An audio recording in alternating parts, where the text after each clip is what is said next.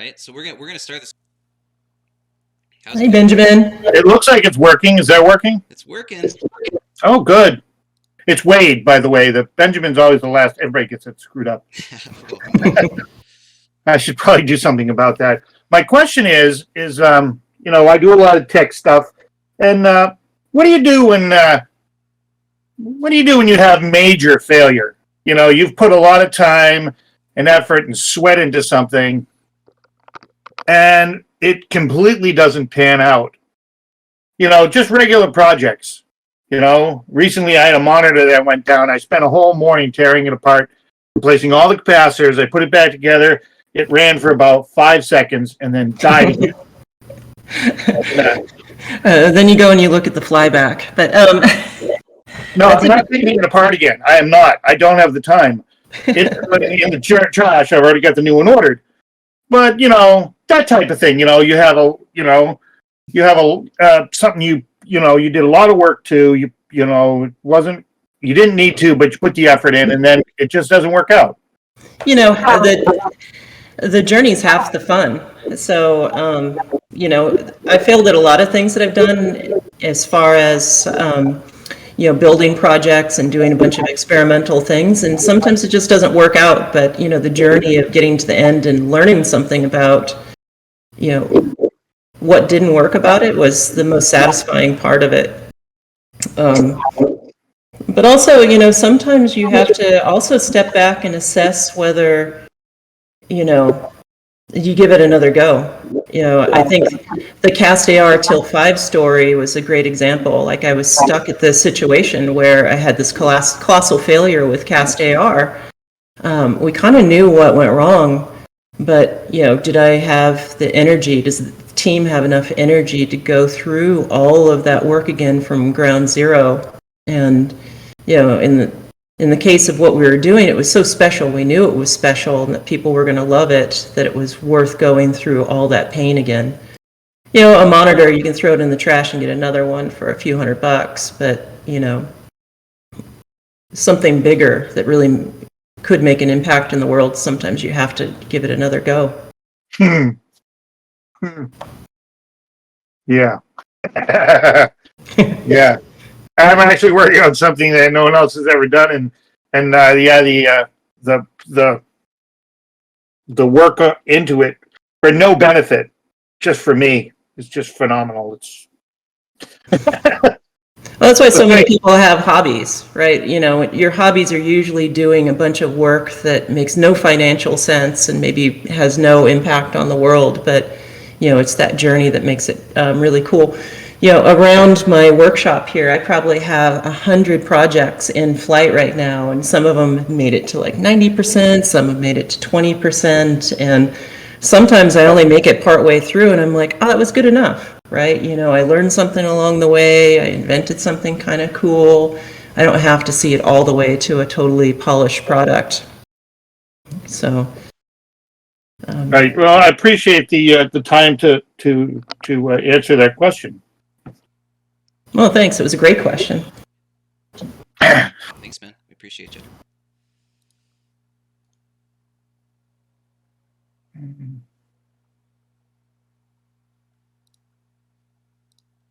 All right. Looks like we have some more people queuing up here. We're going to grab someone else. Goblina, we're going to try you again. Go, Goblina. Yes, it looks like it's working. Finally. Sorry about that. It's just that's what 4 gigabytes of RAM looks like. What's on your mind, Goblina? Well, I just simply want you guys to explain how the headset works exactly. I did look at it, but it does look a little bit funny. So can you at least explain how it works? Yeah. That's a great question.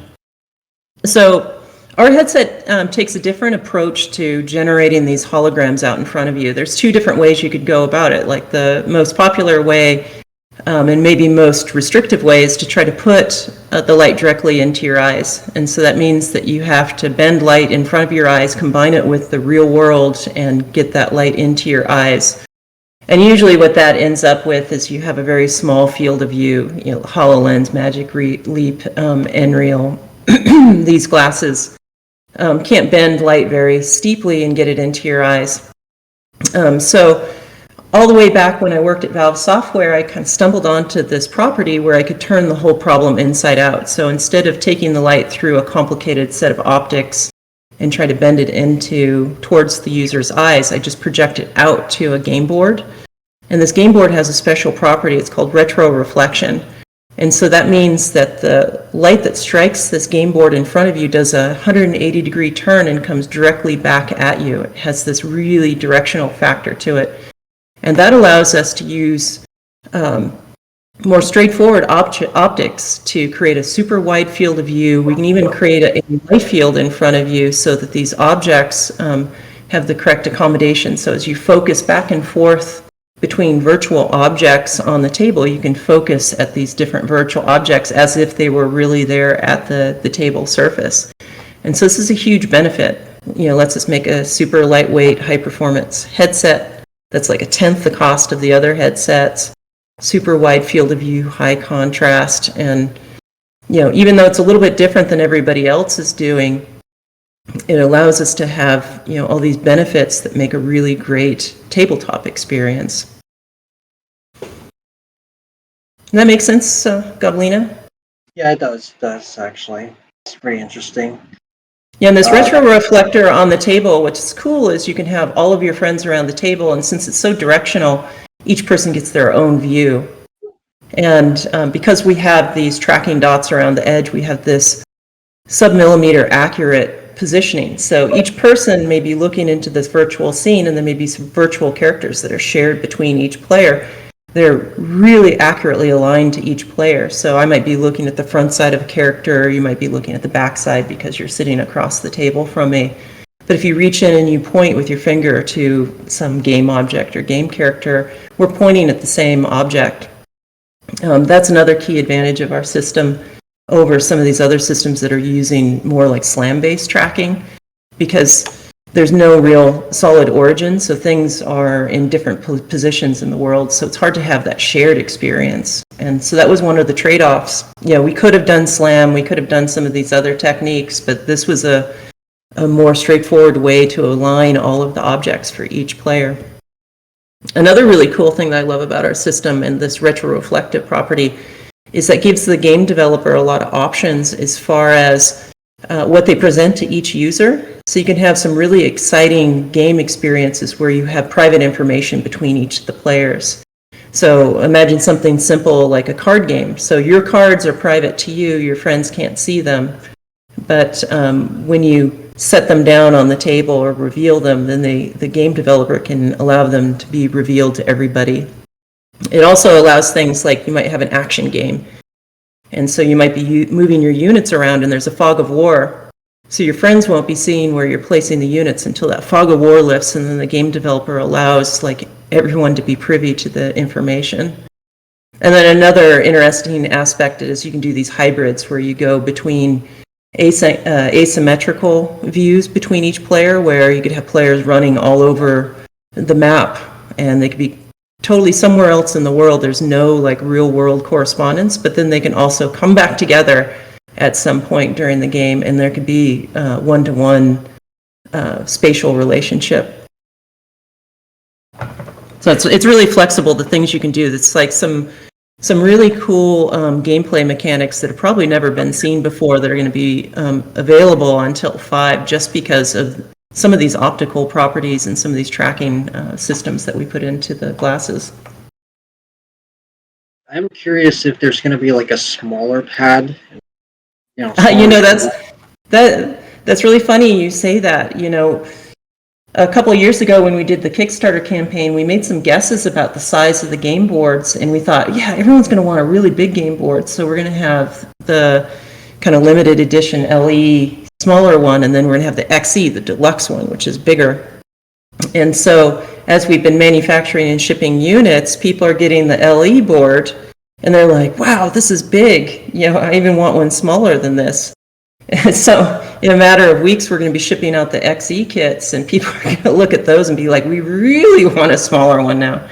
So, that's the fun part of new product introduction is you make some guesses, on incomplete information, and then you learn a ton about what people really want, and then you make adjustments. So I think it'll be, really important for us to offer a smaller game board. In particular, developers want a smaller game board. A lot of times they have like a bunch of monitors on their desk and stuff, and they'll want to have a little mini version of the board sitting there to do their development on, even though maybe they will target the bigger board for like family situations or things like that. Interesting.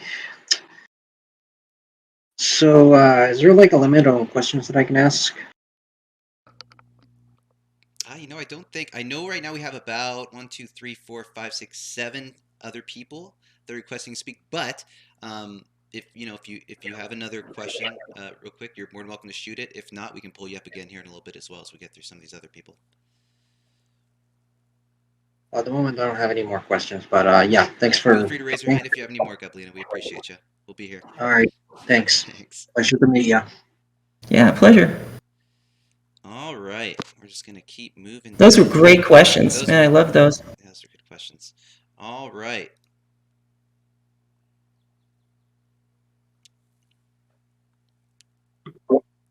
Ralph, hello.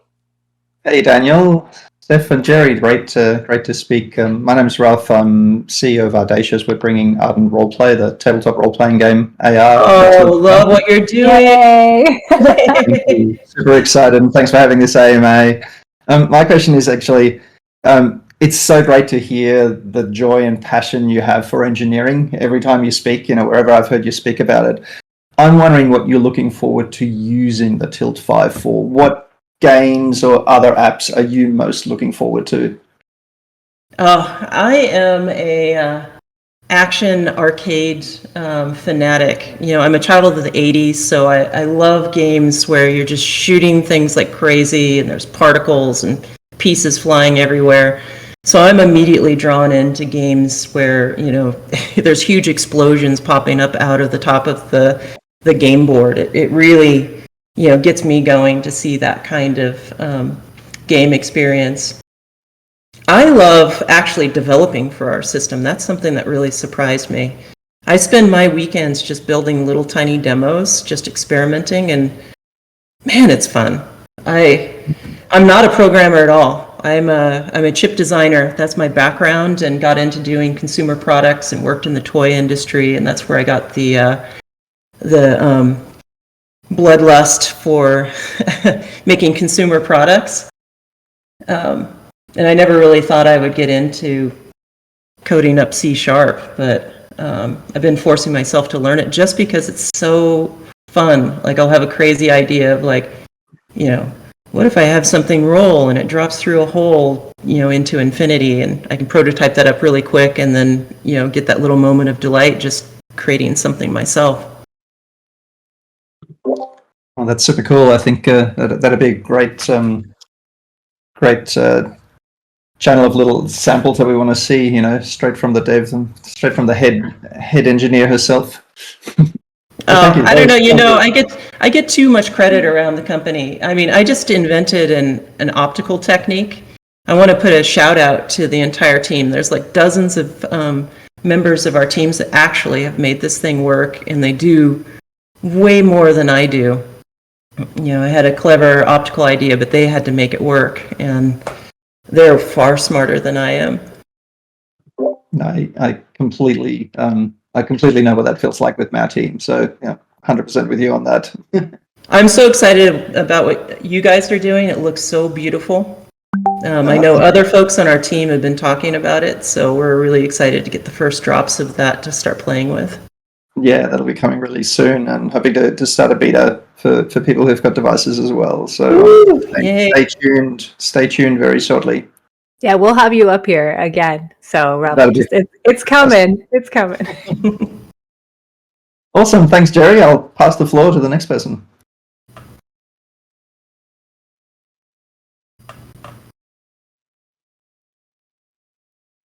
Well, we'll wait for the next person to come up. I think what's some more shout outs to the team. What I find amazing about our SDK is how easy it is.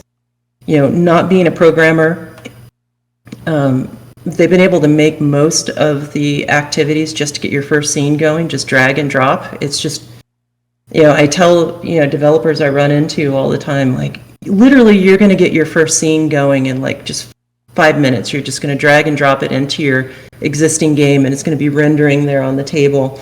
And all you're going to have to do is reach over to the Tilt 5 manager and move a couple sliders to kind of position, the game board around in your scene, and it's just going to work. And that makes it super powerful and easy for novices and professionals as well.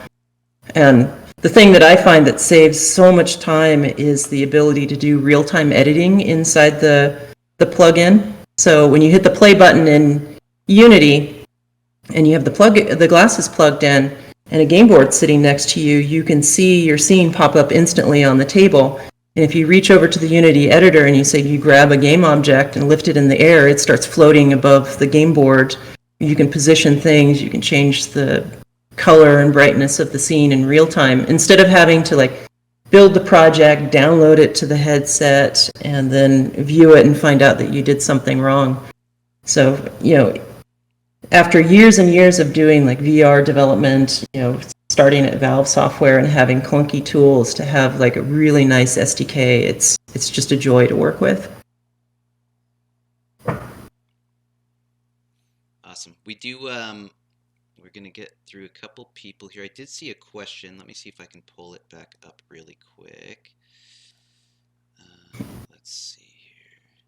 There's some people who are putting questions in the chat because they're not able to come up here, so I want to make sure that we answer some of those as well. One of the questions was, is there a practical resolution limit due to the retro reflector bead size? Will the Tilt 6 be 4K per eye? Well, I'm not ready to start speculating about Tilt 6 yet, but no, there really isn't. Right now, we just buy off-the-shelf retro reflector, which just comes with a certain micron size bead in it. And so, to back up a little bit, this retro reflector has these little tiny micro lenses that are embedded in the surface. There's a little glass sphere, so the light enters the sphere and does a little 180-degree turn and returns back to the user. And it turns out you can work with retroreflective manufacturers to choose almost any micron size that you want. They actually mesh. It's called meshing. They create a bunch of beads and they shake them through a sieve until they get the size that you want. And then once we exhaust the limits of how small we can make the small spheres, there's this other retroreflective material, and I'm excited someday to start experimenting with custom versions of this. This is where we can really start to play around with the optical properties of the system. It's called Cube Corner, and so you basically use a stamping process. You make a set of dies that have these small cube corners, the little three-sided cubes that get stamped into plastic and then shot with a metallized layer on the backside. And those are very regularly spaced, and you can make those pretty much any size you want. There are physics limits to everything, and physics bounds even what your LCD television screen can be. Diffraction limits. You can't go below the wavelength of light currently, very easily at least. But the good news is these features that we can put on the game board can reach that diffractive limit. So that means we have a long ways to go with this. And then when we start playing with some of these exotic materials, we can start playing with things like anti-reflective coatings, where we can get rid of some specular. So, sometimes when you use our system, you might see a little bit of kind of specklies across it from bright lights in the room. That's just like a specular light that hits kind of an odd-shaped, sphere. That can be dealt with anti-reflective coatings. There's a lot of really cool things we can do. Awesome, thank you. We're going to pull up our next person here in line. Frederick? Heyo. Hey, Frederick. Give him a second. Looks like he was on a mobile device, so we'll see. Thought I heard him.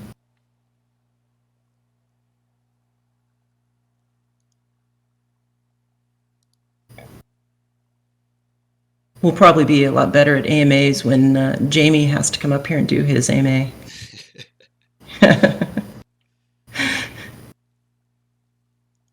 That's the person you want to do an AMA on if you want to ask any software or algorithm questions. Push to talk. There he is. Yeah.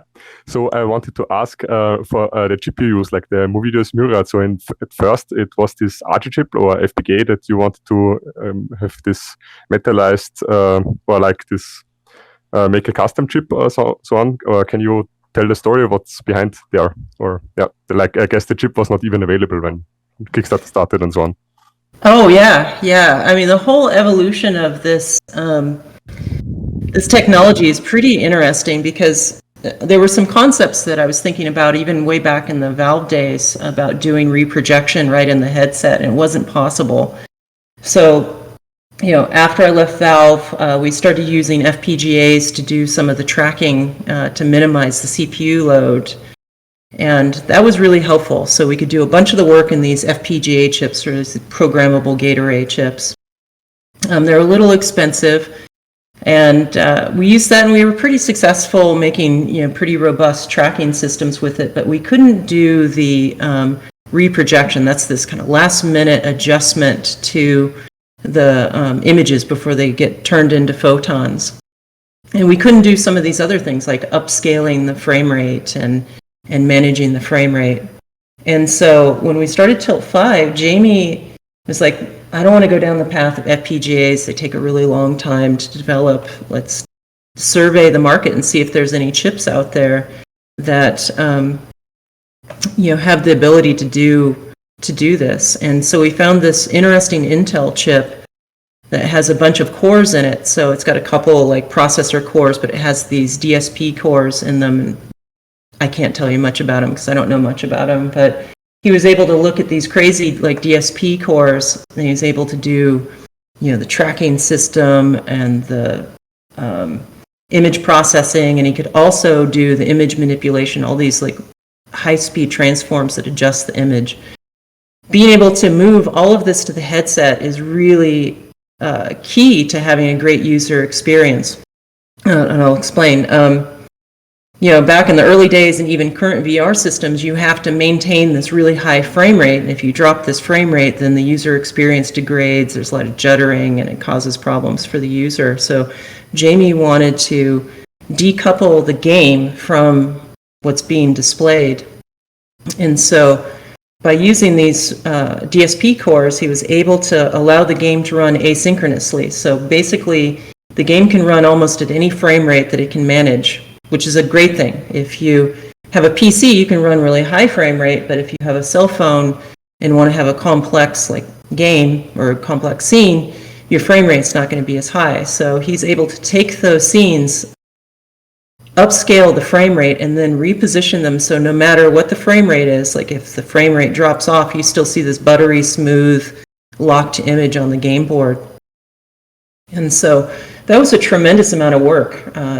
Jamie, for the longest time, for the first year of Tilt 5, probably wrote thousands and thousands of lines of code by himself. And I made the circuit boards by myself and got the whole system like up and working enough that we could do our Kickstarter campaign and like show and prove to the world that it worked. We had to prove to ourselves that it worked as well. Now we have an amazing team. We have a full engineering team. So there's a bunch of people in there working with these this Intel chip and fixing bugs and improving the performance. I'm super excited. There's a latency improvement that's coming in one of the upcoming SDK improvements, and that's going to be amazing. It's going to kind of make the image look a little less tippy. It's going to be more locked to the game board, and I'm very grateful for having like a full team now, so it's more than just 2 or 3 of us doing it all.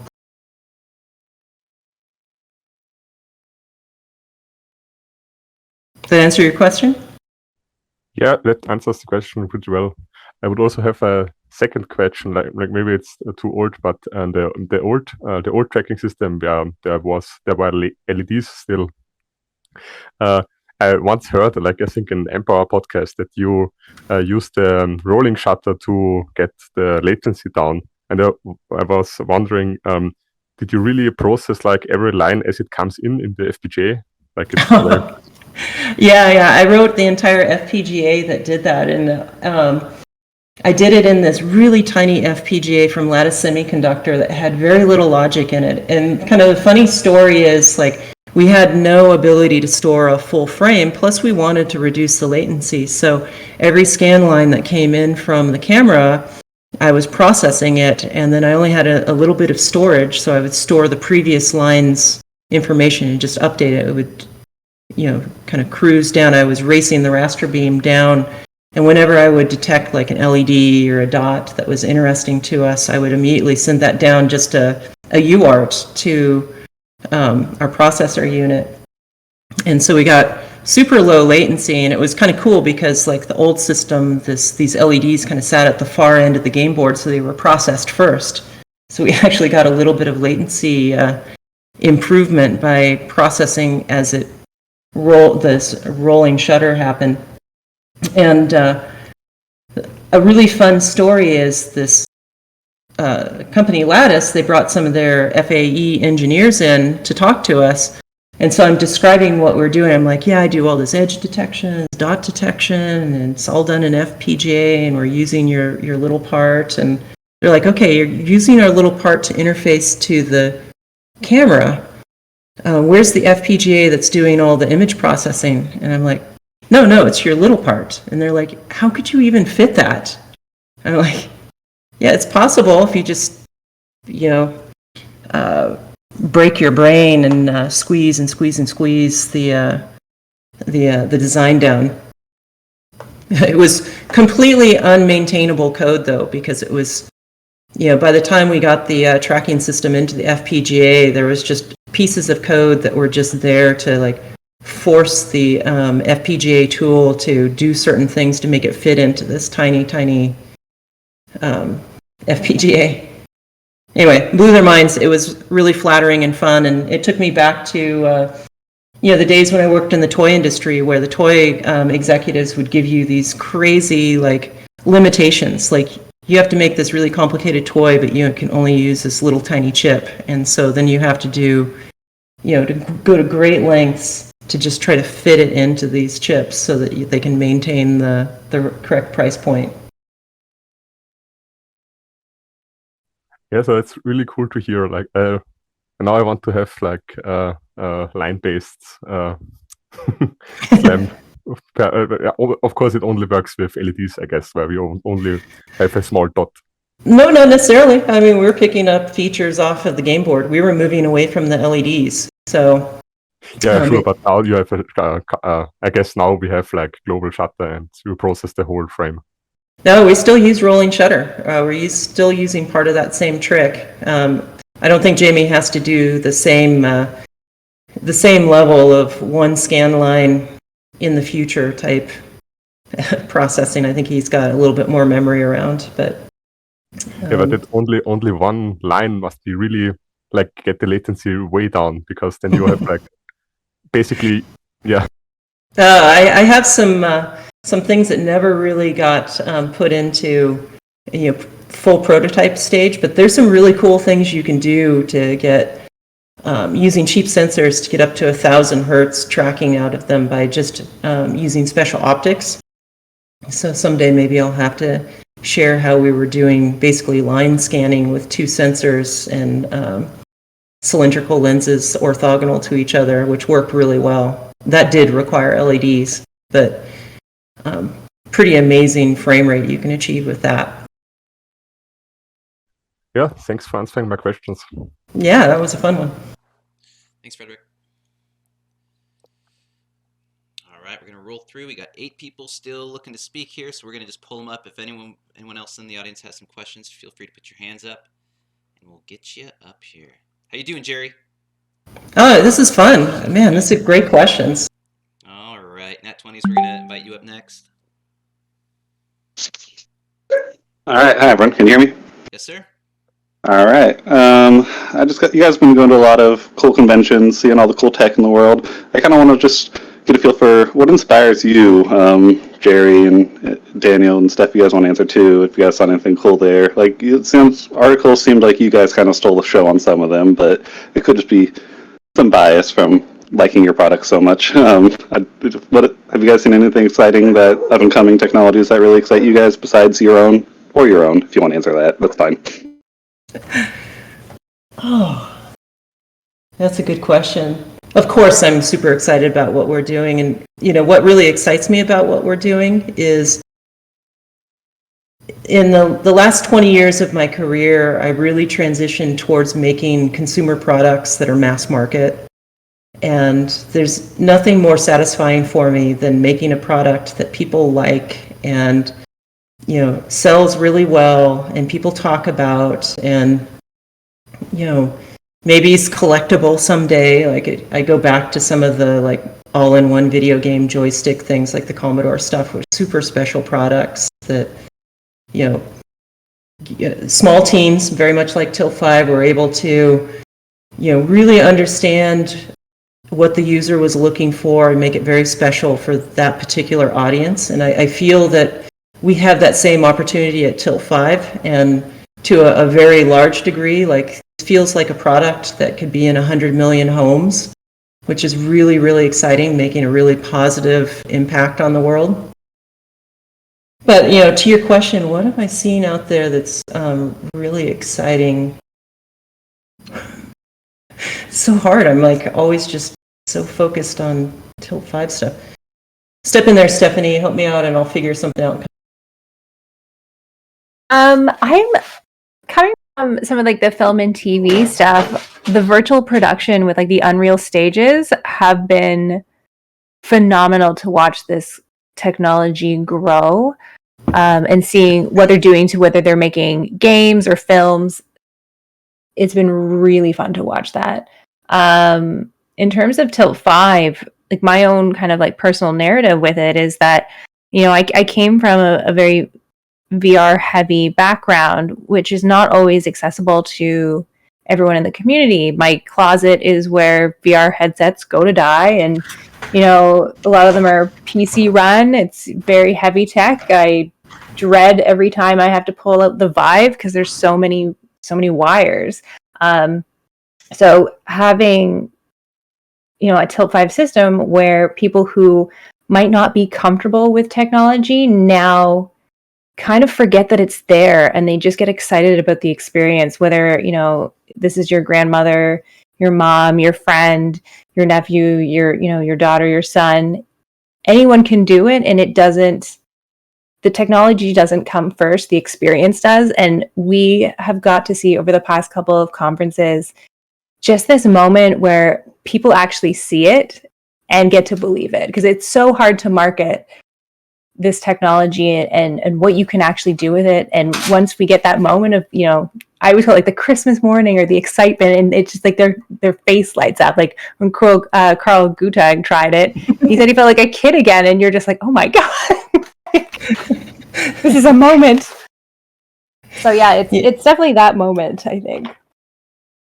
I have a nerdy thing. I mean, I just got a fiber laser. Talk about nerdy things that have become available to normal people. This is sci-fi stuff that I only dreamed about as a kid, and now I can own this fiber laser and mark things and cut metal with it. And it's amazing, this super high-end prototyping equipment that's within reach of just ordinary people now. That's pretty cool. Yeah, thank you. Great answers. I guess really quick question. Just yes or no will work. Does it work? Does Tilt 5 work in low light? I know I probably read it somewhere, but I don't remember. I missed that. Work in what? Low light, with lights off if there's not much light in the room. Oh yeah, we have IR illuminators in the headset, so we don't require a fully lit room like an Oculus or something like that. Okay, cool. Thank you. I'll let someone else ask now. Thank you so much. All right. Questions are coming in faster than we can get you guys up here. Here we go. Paco Bell, if you're still there. Heyo. Hey there. Welcome. So I guess Raj already asked one of the questions about the resolution, but we'll get there when we get there. I had a question because I think you said that the glasses connect to whatever device you have via USB-C, right? Correct. Yeah. The way our system works is we use USB super speed. We have a USB-C connection, or you can use an adapter to get it over to a USB 3 port. That's kind of a cool innovation that Jamie brought to the glasses. So we didn't want to be limited to only devices that had video output. So actually everything goes over true USB asynchronously. So we don't have to be locked to a vertical sync, say of a video card. And that gives us flexibility to run on a bunch of different devices. I saw Brielle was running her Tilt 5 system on a Steam Deck, which was super exciting. Just straight over plain old USB. It'll allow us to hook up to cell phones as well. So the team's, in the middle of testing Android drivers right now, and a little later in the year we'll have iOS drivers. And again, because we have this reprojection system in the headset, we can accommodate a bunch of varied systems of different compute power and still have a good user experience. Along those lines, I was wondering if there was ever any thought to just plugging in one of those 60 gigahertz USB dongles that basically just punts it over the air into another matching dongle. And we haven't tried that. I suspect it would just work.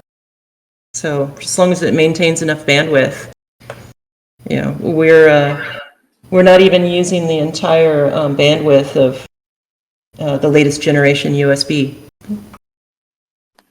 That's really encouraging to hear. Oh, hey, another thing. I was just over at a Dave and Buster's, one of those big arcadey type things for adults. Would you think that would be a good fit for Tilt 5, just being a tabletop thing? Because a lot of games over there are tabletop as well.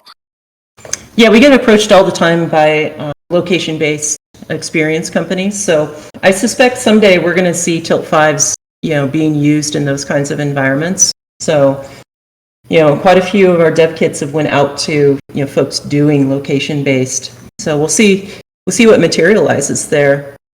Our main focus, as far as the feature set, is we really want to make sure that there's a zero friction user experience for people in their home. The whole goal from the beginning was flip the game board open, flip on the glasses, and start playing. Just can we get you into the game in 30 seconds? And sometimes these location-based experiences have different requirements that maybe we don't expose yet to them. So they'll just have to work with what we've got, and as we get more mature as a company, we can start supporting them more.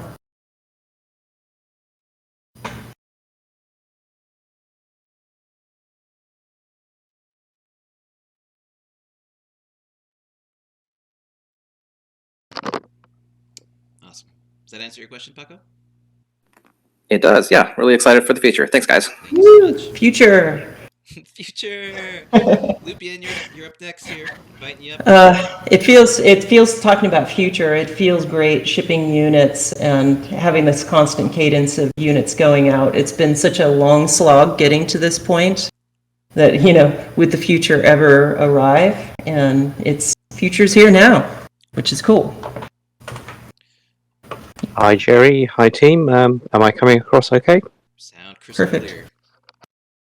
Great. And with reference to the future, not quite coming soon enough. I'm still waiting for my units. Oh, get in line. A lot of people have been hounding me about that.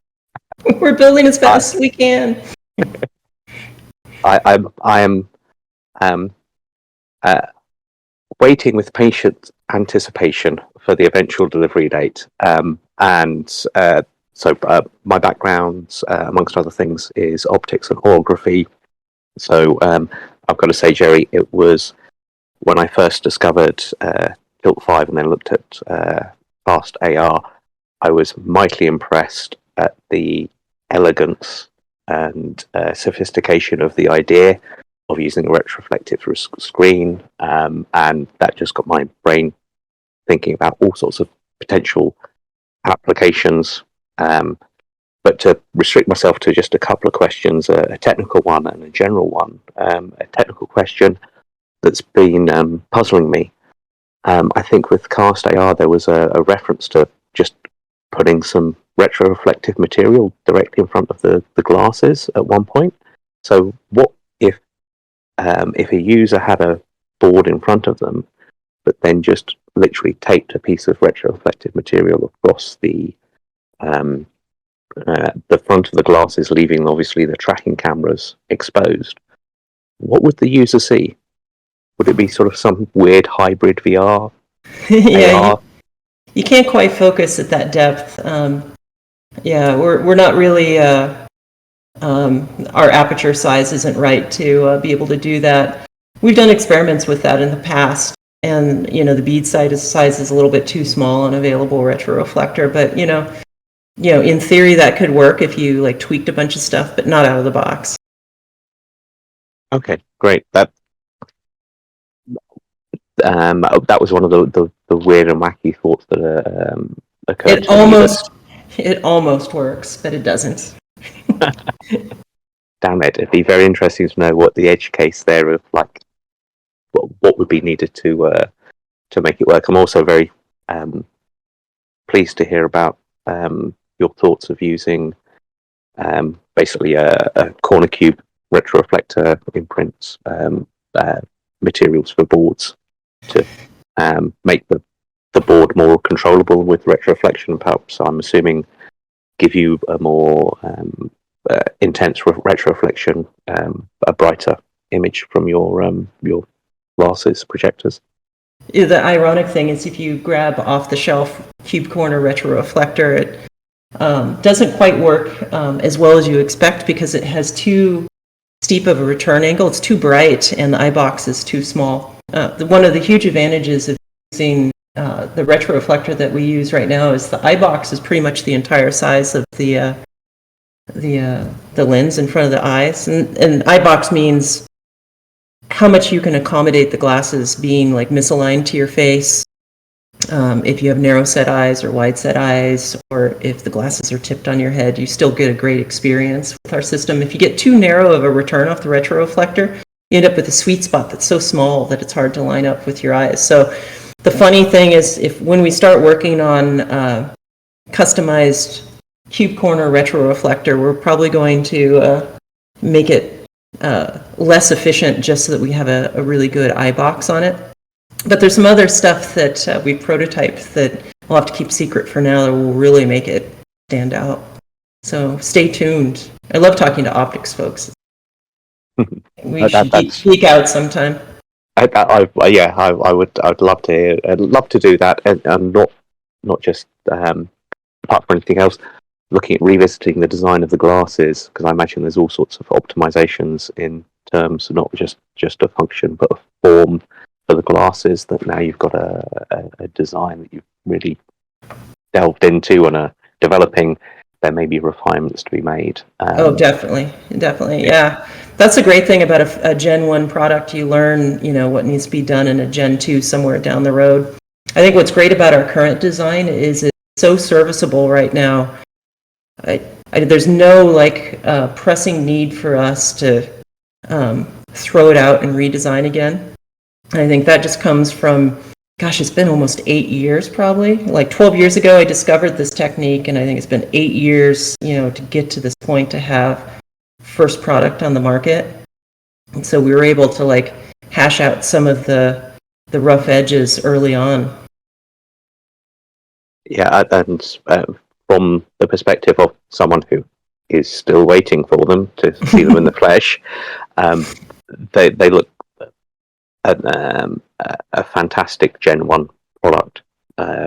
Everything that I've seen from other people in the Discord who have already got hold of them and the videos, it looks like they just work as advertised. Yeah, we which is still really have some bugs to not oversell where we're at. So for folks that get them and they have a glitch out because of a software problem, we're working on that. Like our bug backlog is a mile long, but that's cool. A lot of it's just software at this point, which makes me happy coming from like the physical, electrical, optical side. It's really hard to fix optical problems out in the field. It's a lot easier to fix, a glitch here and there in the software. Yeah, I got some good news from the factory today. Like we're monitoring every day. So, folks waiting for their kits, things are moving pretty quickly now. So, yeah. In fact, one of the challenges we're having with our LE backers, some of them are not responding to their emails to update their shipping info. So keep an eye out for those emails coming through. One of our folks is emailing people feverishly every day, like, please respond. If you haven't received an email, it'll be coming soon. We're going to start shipping more international units pretty soon. So for international backers, that'll be good news. that's great. So dragging myself away from more tech talk and geeking out on optics and the like, and hey, compared to optics and hardware, software is pretty trivial to sort the bugs out, isn't it? Trivial. I think I wish we had cameras on some of the software engineers in the chat. They're probably waving their fist at the screen right now. Well, it's always good to do a little bit of friendly trolling to the software people. So you say you have multiple projects on the go and little hobbies and things you're tinkering with. So how do you decide which things to once you get back from the office and the Tilt 5 day job finishes? How do you decide which particular project you're going to spend time on and how much time to spend things on and how to allocate your time? Because I imagine all of them look amazing all the time. The wonderful and bad part about Tilt 5, like I was talking about earlier, is it's so fun to play with our system. A lot of my weekend hobby is playing with our system. Hans, my chief business officer, was giving me a hard time the other day. He's like, why are you writing all these demos? We need you out to do X, Y, or Z. I'm like, it's my weekend. You got to let me play on the weekend. So I do prioritize a lot of time just playing with our system because it's so fun to develop for. Other things I have kind of ongoing kind of social things around them. I do ham radio, so that's kind of fun. I like to go out camping, hanging out with my ham radio buddies, so I'll allocate time for that when I really need to get away from like thinking about work stuff. And then sometimes it's around new toys. So I got this new fiber laser, so I've been burninating everything that I can stick under it, so that's been pretty fun. And then also, I've been super interested in getting back into doing lithography. I did chip design or small scale chip design in my garage. I want to do higher end chip design inspired by Sam Zoloff. Did some really cool semiconductor work in his garage.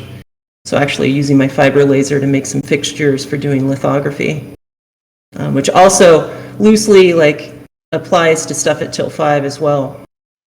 I'm very interested in metamaterials and wire grid polarizers, and I have these dreams of being able to create those at a small scale in my garage. Wow, that's revealing my background here. That all sounds amazing, and wire grid polarizers and everything. But part of me is just thinking, so what's this? What's the spec on the fiber laser? 50 watts. I don't remember what my theta lens is, but I only have one theta lens yet, but give me some time. I'll get some more. It burns really well. I have a CO2 laser which is good at cutting certain things, but it can't cut metal. So this is pretty exciting to be able to do, little multi-micron holes in metal pieces. That's kind of cool.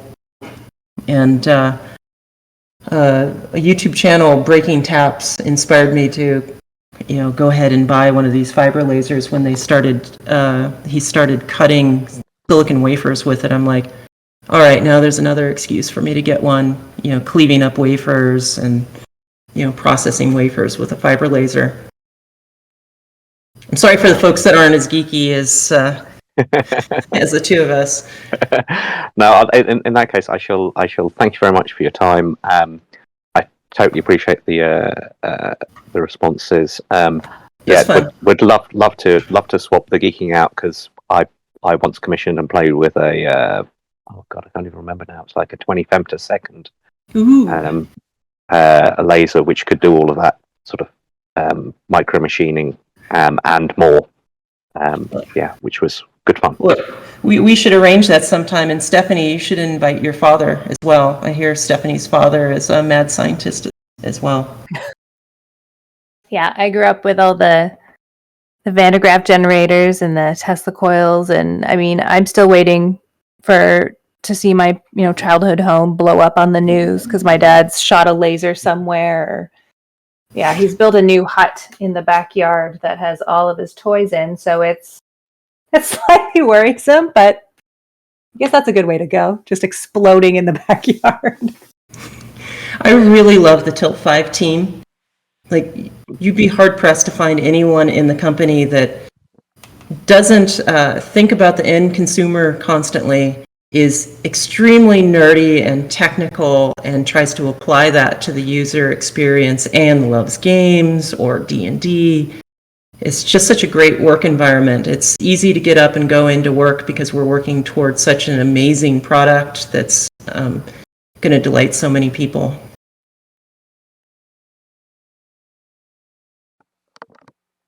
I like to say that It's gone 55 minutes and no one said the word metaverse. Woo! Chewy. All right, Lupin, I'm gonna spit you back into the metaverse here. All right. Oh! Here it goes. Thank you. I'm willing to go as long as I want to go. So it's up to you. 10 people that are still requesting us questions, so we'll keep moving through here, and we'll go until everyone is satisfied. Ice Gibbon, you're up. If you're still here, there he is. Hello. Hello.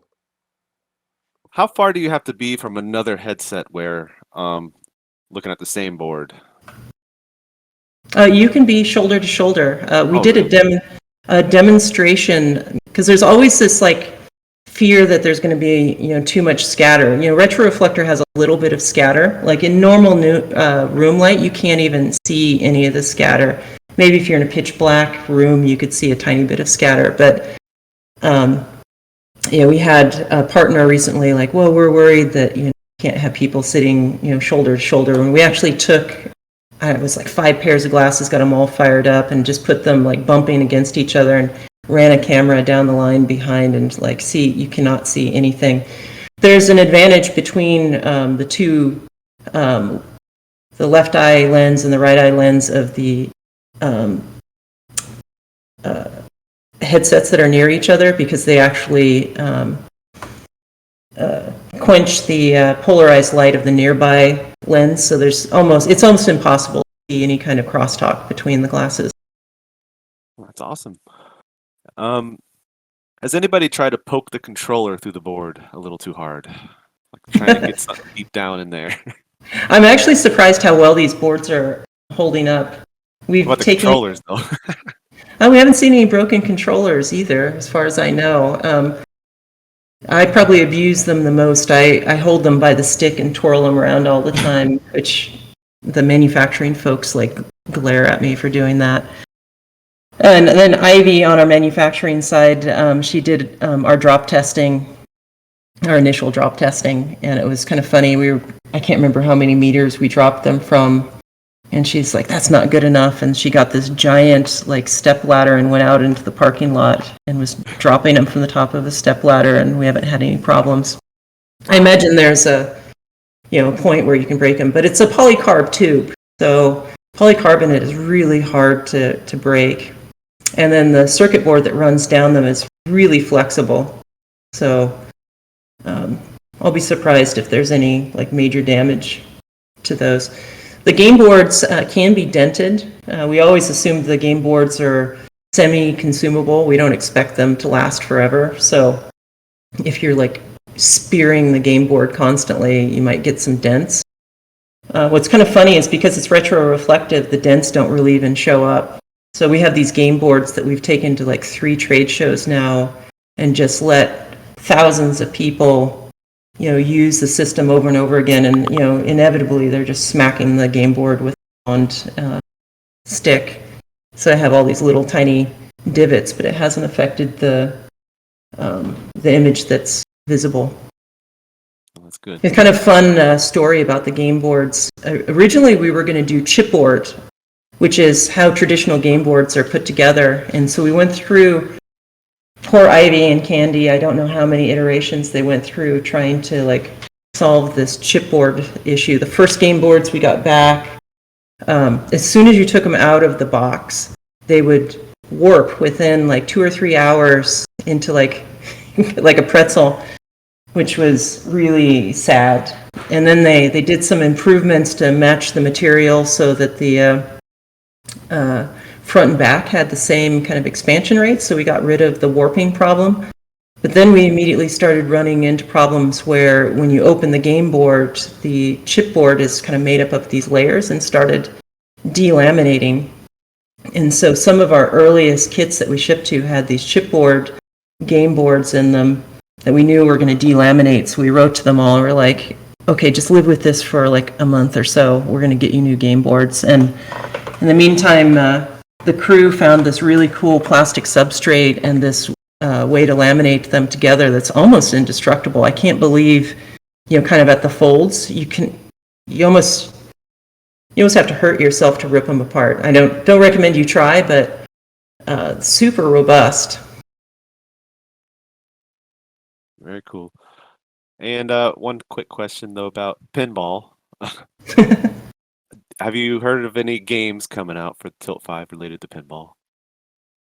Well, I can't talk about upcoming games, although I've done 2 pinball games on our system. So, in fact, last weekend I was playing around with one. So, in Unity, there's this really cool plugin. It's called Pinball Maker, and that was super easy. I got a really fun pinball game going in like an hour or so, and then use their default table, and it really looks good on our XE, the rectangular game board. Okay. Fantastic. And so this weekend I'm like, that's kind of cool, but I'm not good at like creating games, so I'm not going to be able to make my own custom table. So I found this project called Visual Pinball, which runs in Unity, and I got that ported over to our system where you can bring in pin main tables and get them set up. All right. And got that running, and that's really cool. I haven't quite figured out like all the little quirks with it. Like when I run it in the Unity editor, I can play the game and I can get all the bumpers and stuff hooked up to the pin main, which uses the real ROMs from the games. I have a Medieval Madness table imported and all hooked up with the bumpers and flippers, and it does all the sounds correctly. Problem I'm having right now is when I build the project, try and make it stand alone, the physics stops working. So maybe it's a little above my pay grade to figure out why the physics stops, but that's really Check fun. that out. Yeah, I'll have to check that Yeah, out. so if you're handy with Unity, you can get Right. pretty much any pinball machine you want on the Tilt 5 system. Check it out tonight. Thanks a lot. Yeah, please do. If If you figure out how to get the physics working, tell me ASAP, because I want to play. Oh, now you got everybody trying to do it right now. All right. All right. Thank you very much. Mhm. Good night.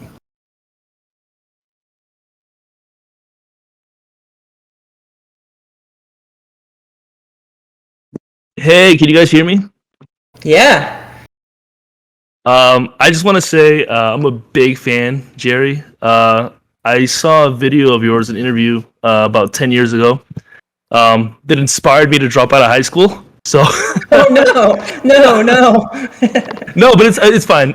So like as a fellow autodidact, I didn't have a lot of confidence, but seeing you kind of tell your story inspired me to follow my passion. So I'm happy to see that you're doing great with this project. And I just have a question for like, how do you deal with people that doubt you? I'm sure you had people when you told them, what you were trying to do, that might have been negative.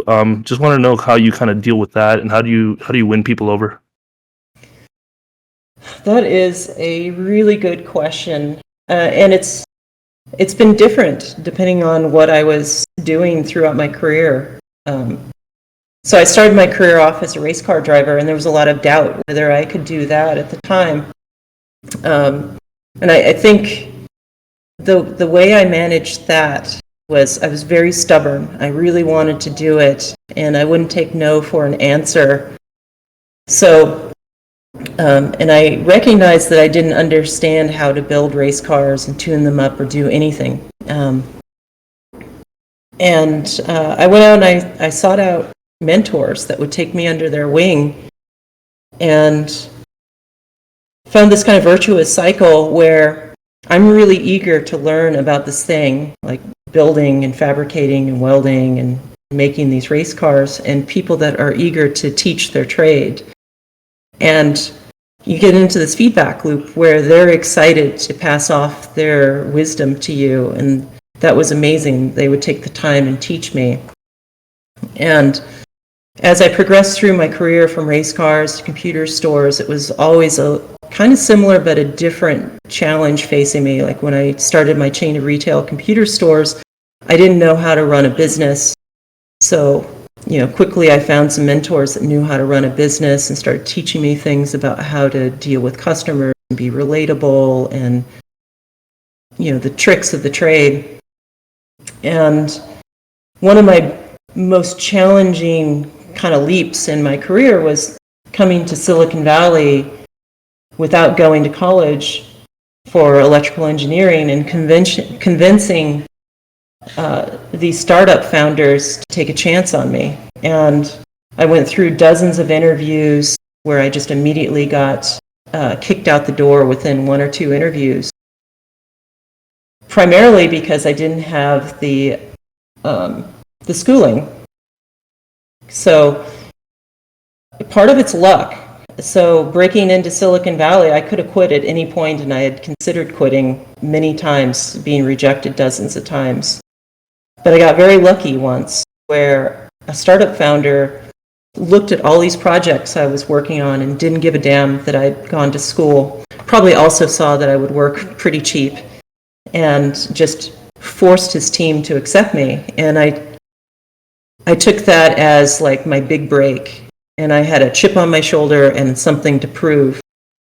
And I just worked my ass off. I did a really good job for them, which elevated me like one little rung up the ladder as far as like skill set. I had something I could point to that I was successful at. Meanwhile, I was trying to gather as many mentors as possible to teach me the ropes of engineering. And eventually I got a reputation as a person you go to get projects done, assemble teams, and a person to just figure it out. And I think it was partially a benefit, this kind of unconventional path that has taught me to be very stubborn and self-confident that I can learn whatever I need to learn.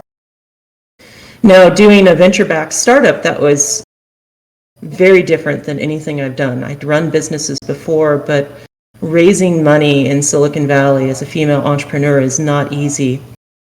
And so at my previous startup, I made a few mistakes. I was too scared to be the CEO and run the company, even though I was very well qualified to do it. And that was even though I had lots of mentors, trying to guide me along, even telling me that I should be the CEO of the company, I was too scared, and I didn't believe in myself enough, which was a huge mistake. And then ultimately, CastAR went off the rails, which is unfortunate and a really long story. But, I think the lesson for me to learn is I shouldn't have doubted myself. So at Tilt 5, my co-founder and some of the early folks that joined the company, they're like, we're not doing this unless you're going to lead the company. And, talking to my mentors and advisors, they're like, yeah, that's the right move for you. It hasn't been easy at Tilt 5. It's still not easy to raise money as a female founder. Female founders don't get nearly as much money as male founders around Silicon Valley. So, in some ways, it's slowed things down for us, made it harder, but also I think there's a benefit to it as well. It's forced us as a company to really think about our product, our customer we're going after, how to be super frugal and be very cash efficient with everything we do, because we're getting a fraction of the money that maybe some other person might get. And I think ultimately that's making our team stronger, it's making our product better. And I don't know where I was going with that. That answer your question? I'm sorry, that was long and rambly. Yeah, no, that does answer the question. I think so. But yeah, no, just I think my advice, it's so funny, is I'm often asked to speak at universities, and I ask the professors, like, should I talk about dropping out of high school and not going to college? And usually they're like, yeah, talk about it. But I always want to preface it as like, if you want a really hard road in front of you and you don't have the constitution to push through all the crap, I don't recommend it. But there probably are some benefits and a lot of negatives to doing it. yeah, no, definitely. Very, very relatable. A lot of no's before somebody finally takes a chance on you. What's interesting is my engineering career, there was like this almost light switch moment where it went from, I was trying to pad out my resume to make myself look as like polished as possible, to the point where I was just like, I just didn't send resumes out anymore. Like if folks didn't know what they were getting, oh well, I'll just go to the next client that wants to hire me, because I don't want to go through that level of doubt with the employer. Yeah. So yeah, at some point, if you push hard enough and get, reputation, it overcomes all those other kind of negatives that were, slowing you down in the past. All right. Well, I appreciate talking to you. As a longtime fan, and I'm waiting for. I think which one? I think I got an L. What was it, the LE? LE, yeah, that's excellent. So, you'll be getting it soon then. Yeah. Well, hopefully. Well, good luck on your journey. It sounds like you're going to have some exciting, adventures. Yeah, definitely. All right. Well, thank you so much. Bye.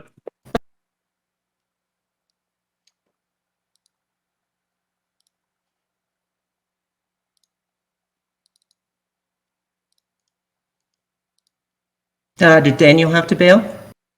Or are you picking up the reins, Stephanie? Yeah, apparently he just decided that he was done. I'm out. Jeri's just blathering, and yeah. It's up to you, Stephanie. I'm happy to just keep rambling, but it's up to you. Yeah, we do have more questions. Yeah. Oh, there he is. We thought you just like gave up and we're like, no, we're done. Just decided, hey, I'm gonna restart on you real quick. Yeah, that's why I have 3 computers running at all time. Insane. All right, we have a bunch of people here. I'm trying to grab the people who've been sitting in here for a while waiting. So let's get Yes, people haven't asked questions yet. Dragon Bait, you're on. Great handle, by the way. Wow. Hello, can you hear me? Beautiful. Can. You can. Okay. I was muted, of course. So first off, just want to say, congratulations to everyone on launching this product. It's absolutely amazing, and yeah, looks like it's a huge, like a monumental accomplishment. So you guys totally rock. Make my head swell if you keep that up. Yeah. You mentioned about like this out of the box experience of being able to open it up, plug it into your computer, and get going. And I am a Linux freak, buff aficionado, and so when I got my kit, the first thing I had to do was install Windows 10 to get it running. so, so my question is kind of based all around around the Linux drivers. And I apologize, it was a little late if this question has already been asked. If what the plan is for the Linux drivers, and then also if you guys have considered open sourcing any of that software, and what you think about the potential for open sourcing, or maybe just getting help from the community with the software side of things. Oh, that's a good question. We may have to pull in Claire or Casper talk about it, because honestly, I don't know. Our Linux drivers have been, available, not available, depending on the level of development.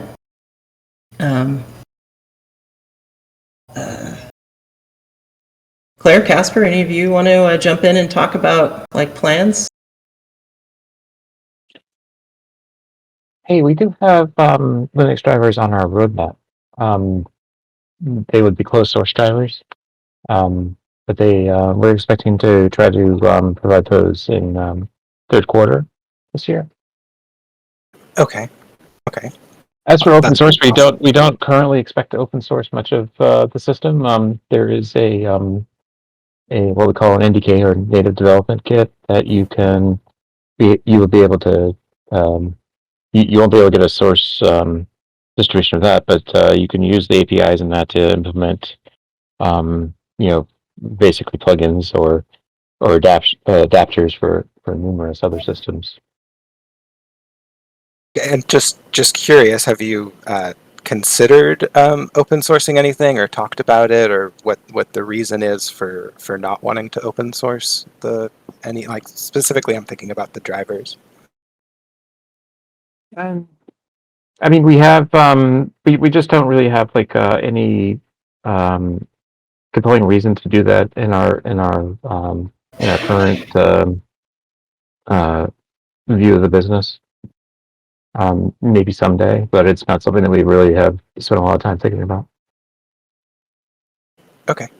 Well, thank you. That's all I had. So I'll make way. We get a lot. We get a lot of folks from the Godot game engine team asking.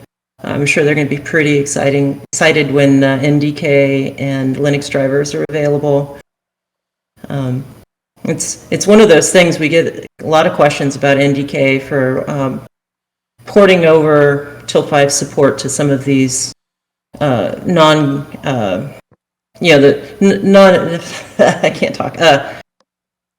Something that's not the two big game engines.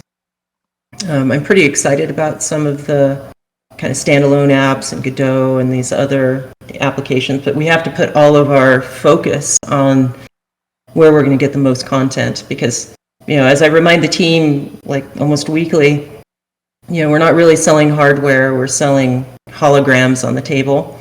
And the easiest way for us to get games to play are, supporting Unity first, Unreal second, and then everything else has to come in a little bit behind that. Gotcha. Do you have an idea about in terms of who you're selling the kits to? Is it 99% Windows? I don't know if we have those stats. I think that it's a lot. There's a lot of Windows users. That might change, right, as we have other packages available. Well, okay, but yeah, I know there are lots of other people who want to talk. So thank you for answering my question. Have a good day. You too.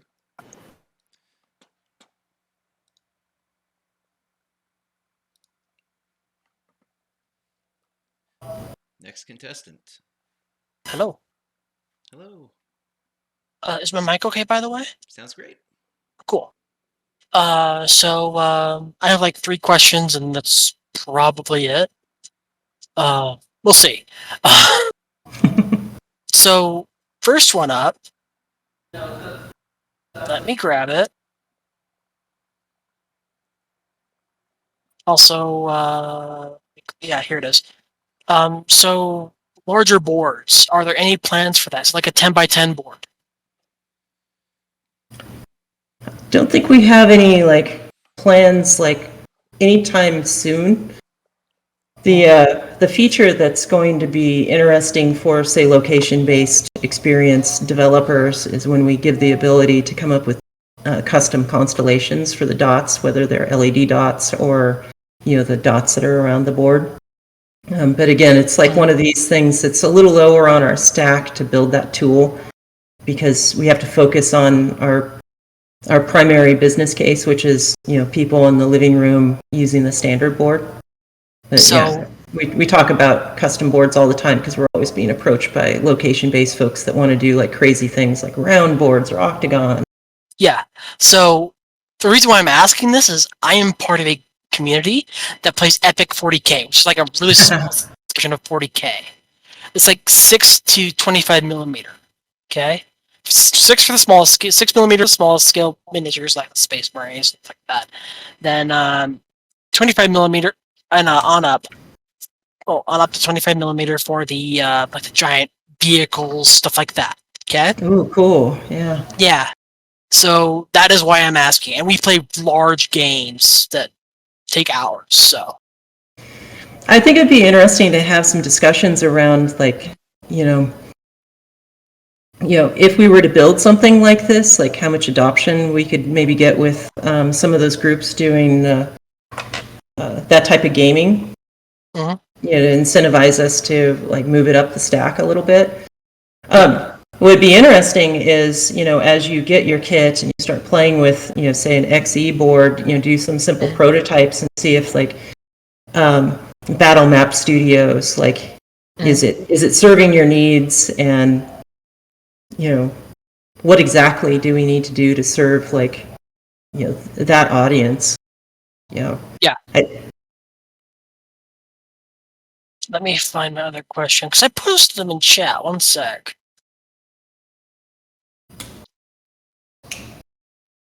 Yeah, what's so interesting about our system is as soon as you show it to somebody, their mind starts going wild. Like, I don't know how many times I've heard people like, "You mean I can make a holodeck by plastering it all over my walls?" I'm like, well, theoretically, yes, you could do that, but most people in their home probably won't. So, keeping the team focused on like what most people play, in their living room is kind of important in the early days, to keep like a really, make sure that we drive all the bugs out of the base system before we start going crazy. So this one is how has the semi-recent COVID lockdowns in China, which is where you do your manufacturing, I believe, affected the production of Tilt 5? Pretty standard question. Yeah, that's a great question. So, it's probably about 2 years ago, we were planning on going over to China. Isn't that about when COVID started locking down? It was crazy. We'd actually started buying a bunch of the components, which was very fortunate for us. Like, we're going to go over there, we're going to do like the beta build of the glasses, and we were going to do it very manually with the factory to get them accustomed to like assembling these things. Boom, we're locked down. So we're now stuck sitting around the office thinking like, okay, how are we, stuck at home actually. Now, how are we going to do manufacturing now that we can't even go over to China? We can't. In the early days of our system, there was this manual calibration process, which would be fine building like 100 units or something. And we always knew that we had to build some automated fixtures to do some of this calibration. Now we're sitting here like we can't even do that. So now let's expedite making the robots that do these calibrations and tests. But now we have to make them more complicated because we need to monitor them and control them from the United States. So that was kind of a fun challenge. That probably threw about 6 months of just straight up delay into the process because we had to build the entire production line from end to end. We couldn't shortcut anything and do any kind of manual processing at that point. So we built those fixtures, sent them over there, got them going, and then because we couldn't travel to the factory, there was this kind of endless cycle, which I've never experienced before. So normally when you do like a pilot run, they start building units and you discover like you ordered the wrong diameter screw. And so you just run down the street and you just buy 100 screws that are the right size. So what we discovered was like they have the wrong screw and they're completely baffled of what they should do. So there's like this long turnaround time of like walk down the street, get some screws, try a couple screws, and it would add like 4 or 5 days to each one of these steps, and then they'd move to the next step, and it's like, oh, the transistor was mounted, rotated on the circuit board. You know, normally you would be sitting there with them and be like, oh, well, I know exactly how to rotate this transistor on the circuit board, and I can just do it really fast for you, and we can get these 10 units through. So instead, it's another like 5 days of like making PDF documents to explain the rework, and then they have to send it out for rework. And this was kind of an endless process, time and time again. You know, all in all, it doesn't sound too bad, right? If you were only focusing on, you had a team focusing on manufacturing, but unfortunately, we're such a small team, we had to pull in people working on drivers and XE game support and Unity plugins, and we had to, you know, get them involved writing like specialty software to like overcome some of these challenges. So, you know, overall, it's been a huge learning experience. What's really cool, the end outcome is now that we have this kind of robotic assembly process, I mean, I say robotic, it's still a lot of manual labor putting screws in and stuff. We get to monitor all kinds of cool things that we would have never monitored before. So in some ways, it's set us up for more success going forward. I'm still anxious for the day that we can get back into China. Most recently, one of the interesting situations we ran into is, I don't know, maybe it was a bit over a month ago, Shenzhen, where the main assembly gets done. It's completely locked down. They had like 4 or 5 COVID cases, and China takes that really very seriously. Yeah, the factory was shut down for a month. Meanwhile, our Kickstarter backers are just coming unhinged. Like, give us an update, and they're like, oh my God, there's nothing to update. But then the factory gets unlocked and like, okay, build as many as fast as you can, and then just immediately on the back end, the game board manufacturer, which is in another province, got locked down, so our XE game boards couldn't get transferred over. So it's like, okay, well, I guess we're doing LE boards for now. And good news is we're out of lockdown in both facilities, so let's just keep our fingers crossed. We have them on a very aggressive schedule. So, you know, if all goes well and there's no like major world upsets, towards the end of the summer, we're going to be pretty caught up. Cool. We're also transitioning to a really cool phase of the business too, which is fun. So up to this point, we were doing 100% inspection at the factory or in the home office. So all units had to come to the United States, and we'd look at all of them. And so they've gotten the quality up to a point where we're going to let them start shipping from the factory. So that means that more worldwide shipments get to go out. Yay. Yeah. We've been super anxious for that point. So now, you know, they're going to do random sampling, send them to the home office. We're going to inspect them, make sure nothing's slipping into the process. Plus, we're going to be monitoring all these logs coming back from the robotic fixtures, make sure everything looks like it's going well. It's a scary, exciting transition for the business. Fair enough. Last question. Where is the Unreal SDK? Isn't that out? It is? Maybe I just haven't checked my email. I don't know. Claire, you want to jump back in?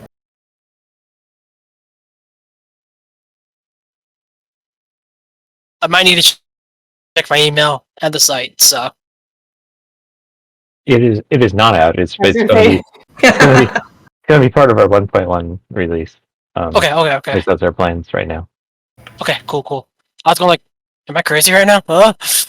Yeah. Soon TM. You know, it's dangerous putting me in an AMA because I drop in and out of meetings and I hear like, people are using Unreal. I'm like, sweet, must be out. Like, I have been preparing for the Unreal SDK for a while now, at least 2 years. So Yeah, we're working on it. cool. Get your bug reporting fingers ready. I'm sure you'll be able to surface some bugs we haven't discovered yet. Fair enough. I just need to get my hands on the hardware. So Soon, TM. anyway, those are my 3 questions, I believe. So yeah, Awesome. thanks. Thank you so much. Appreciate you. Mhm. Rohan. Claire Hey is, everybody, what's up? Hey buddy. How Claire is totally going to throttle me next week at the office. Hi Jerry. Hi. Hi. So I was wondering, I guess one of the most exciting parts about revealing your projects is telling people and getting the reactions, right? But what is the process kind of leading up to that point? Because I assume there's some kind of secrecy that or like patents that had to be approved up until like the Kickstarter launch. Like when is the time to tell people about the idea if it's protected or not? Well, with patents, as soon as you make it public, it becomes public domain. So anything you want to be protected and have some defensibility, you have to get your patent, at least a provisional patent in. So luckily, provisional patents are really easy. You can even file them yourself. Last time I checked, it was like about $100. So you can spit these things out like crazy. Like, I might want to protect this optical path, and so you describe it, put it in an envelope, and you send it to the patent office. No one ever looks inside of it unless there's a dispute. They have a very limited time frame on them, so you want to move fast on actual filing. Now, in the United States, it's first to file. So you want to move as fast as possible. Now, the realities of startups, it'd be really nice if we could go raise like billions of dollars and work in secrecy and make an Apple quality product and then just do a lightning crash marketing campaign and release it on the world with no bugs. But in a startup, you can't operate like that because you never have enough money. Like, Till 5 was on a shoestring. Still is. I mean, we're not like, loaded with cash like a lot of other companies out there. So you have to weigh getting the word out and generate a little bit of early excitement with how much stealthiness you're going to try to, pull off.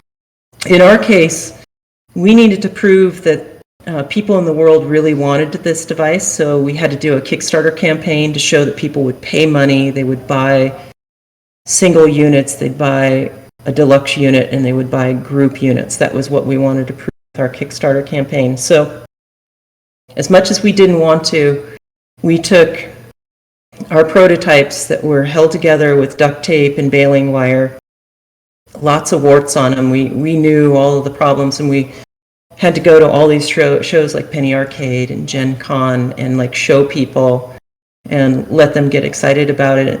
Plus validate that, this is legit. Like, this is not just, a scammy Kickstarter that's never going to show up. And so that was a really painful moment for us to take our baby out before it was ready and expose it to the world. I feel very fortunate because I've worked with the amazing co-founder Jamie and Amy as well, that they worked day and night to like polish the product to the point where even with its rough spots, people took a look at it and they're like, wow, this is really great. And we were able to like get that excitement out there before we did our Kickstarter campaign. When you were taking the product to those conventions, was it protected at that point or no? It was, yeah. Okay. Yeah, we have a dozen or so patents or so. I mean, to do a project our size, you need venture backing. So that's one of the things the venture capitalists look for, is how defensible is your product. And so to go raise money to scale the company and hire, 25 engineers, which costs a lot of money per year to do, you have to walk in and say, like, this thing's worth investing in. It's going to be protected. Facebook's not going to just come copy it. And we're special because we provide this great experience and it's ours. Yeah, that answers my question. That was a great question. I mean, it's hard to be an entrepreneur, especially in Silicon Valley, because there's just so many little ins and outs. Makes you do things that you maybe wouldn't do normally. Yeah, especially because it's a hardware startup. That's even more difficult to get backed, right?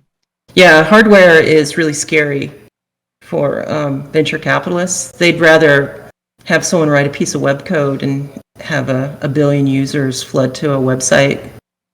Not a very defensible business model, but they can throw a few $100,000 out here and there, and maybe they'll get lucky.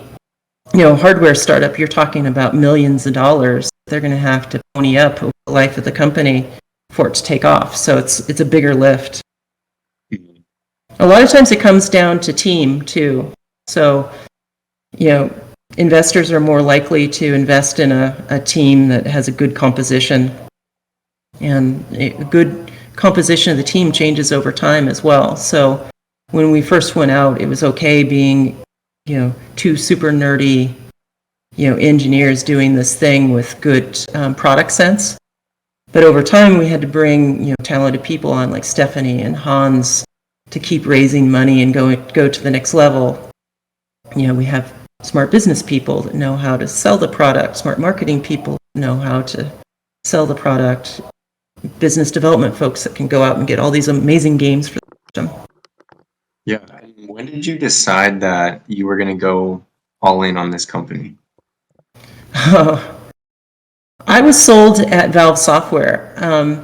When I was there, Gabe Newell originally hired me. He gave me the mandate. He said, Jeri, I want you to assemble a team, and this is your mission. Bring the entire family together in the living room to play games together. Right now, gamers are in their own little silos, and you usually don't have grandma playing video games with the grandkids. I just want the whole family. And that was such a cool mission to be handed. And so I spent all this time at Valve. I spent a ton of time there just thinking about, how do you create a product that really has the potential to bring everyone together to play games? And so I got sold on it there. And then when Valve didn't want to do it, I went to Gabe when they laid off the augmented reality team, and I talked him into selling us the technology, which was just this little idea of using the retroreflector. And a group of us got together and started the company Cast AR. And then that's what I was talking about earlier, where I was too scared to run the company. It was just super overwhelming of jumping into making a super complicated product plus running a business for the first time and raising venture capital. That's where I made a mistake. And so that was 4.5 years, at Cast AR, where we didn't quite get it off the ground. We did a lot of great things. We learned a lot, but that really put me into a position. And I found really great team members to build Till 5 with, so we could do it right and be successful this time. So, failures are good. As one of the earlier folks asked, as painful as it was super embarrassing that Cast AR failed, and I was miserable and sad about it for months, and still get kind of sad about it today. But it taught me things about myself and about how to run a business, assemble a team that's been super valuable for Till 5. And that's why, I believe Till 5 is going to make it, is we've brought the right people together, and, we have the right focus on consumer, to make the right trade-offs to make a great product.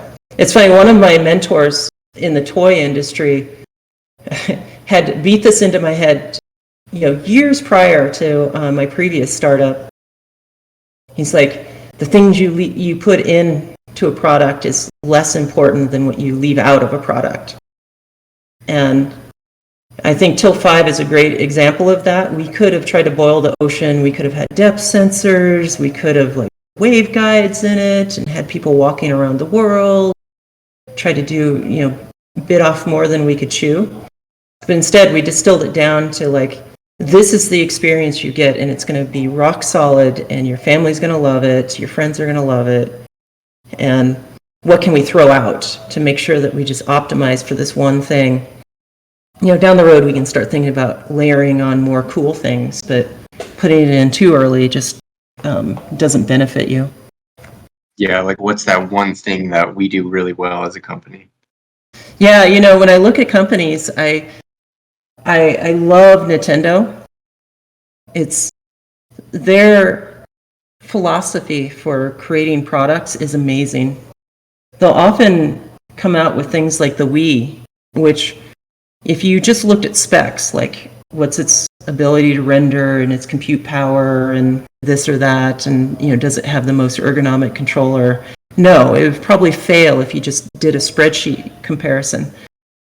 However, they distilled down like family fun, and it worked amazingly well, and they sold 100 million of the things. And I love to think about that in terms of Tilt 5, like how can we be more like Nintendo, less worried about, a bunch of check boxes on our product and more about like how do we bring these fucking holograms to the table and make people like ooh and ah when they get to try it the first time and want to actually just sit around the table and stick to it and play with it a lot. And how can you get grandma to play a game of Figman with the grandkids? It's super exciting stuff. Yeah, that is. And I bet you get chills thinking about it yourself. Yeah, and frustration, right? Yeah. It's like, if I only had like $1 billion to play with, how great it would be. But we have what we have, and it's great as it is. So there you have it. Yeah, thank you. Thank you, Jeri. Yeah, thanks. Thank you. A lot of good questions, guys. Oh, this is so fun. This is super fun. I hope I'm not boring people rambling so much. Vectrex, welcome. I think I know you. Thanks for being patient down there. You're totally welcome. Can you guys hear me okay? Yep. Hey, awesome.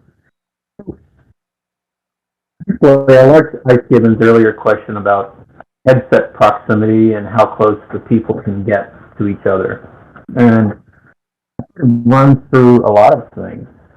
I'll have a few questions here, but as far as headset proximity goes and having a whole bunch of people literally circling the table, have you guys sort of tested that out with more than 5? And the reason I ask this is I'm looking forward to the future, right, and aspirational stuff of using the Tilt 5 experience to make biology and medical board game education kind of things, not just games, but really just solid education, because it seems like the Tilt 5 package in general is easily transportable into remote locations. So the max number of headsets that you've done, could you envision that even going out to something like 15 students or something like that, 20 students? Yeah. So we just did a D&D session. It was really fun. We were on the Jonathan Colton cruise, and so we enlisted some of the passengers on the cruise to do these kind of one-shot D&D sessions. And so we had 5 folks sitting around the table. And in that configuration, the limiting factor was the chairs, actually. So, you could imagine, say, our XE game board, how many chairs could you, put around a table? Is it 8, 9? It's just kind of how many people can you group together is the real limiting factor. The way we did the D&D sessions, this virtual tabletop simulator like Battle Map Studio. It's all networked, so you just plug into your laptop and just connect over the network, and then you're just boom, you're right there in the game together, and you're moving pieces around, you're collaborating in real time. It was, drop dead simple to do. We are going to support multiple headsets on a PC, one headset per Android device. That'll probably make it a little bit easier for folks to get more folks around the table, especially with like an Android type experience or an iOS experience. So, yeah, there's nothing really that limits the number of folks there. Optically, there's no problem. And then if you use, the description so far, information I've seen, it's just that part of it's just golden.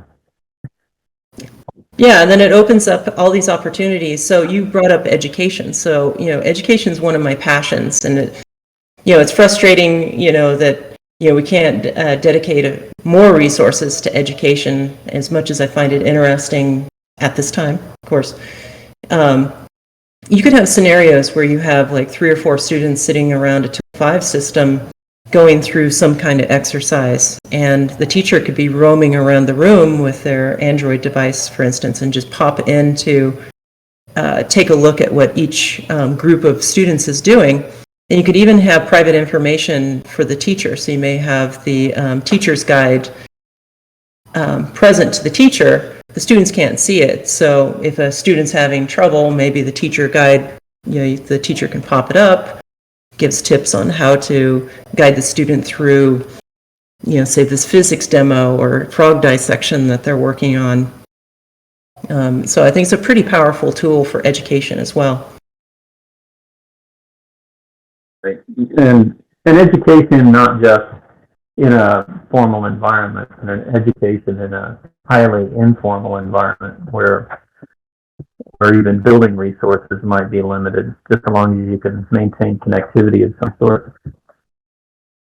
Oh yeah, definitely. Like if you're somewhere like the Jonathan Colton cruise, we didn't have to go out to the cloud. We did local multiplayer. So we just had a hub sitting there. It wasn't even connected to the internet because we didn't trust, boat internet. It's not going to be good. So.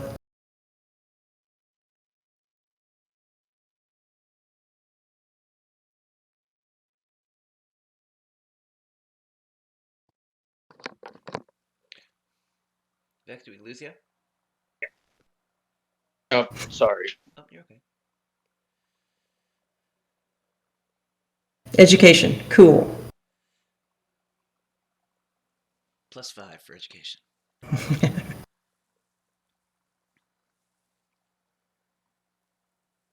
right, Beck, did you have any more questions? All right, well, there we go. Looks like we may have lost him. Yep, I'll send you back to the audience. Feel free to put your hand up again, and we'll pull you in. We're going to try to get through a couple of these other people floating in here.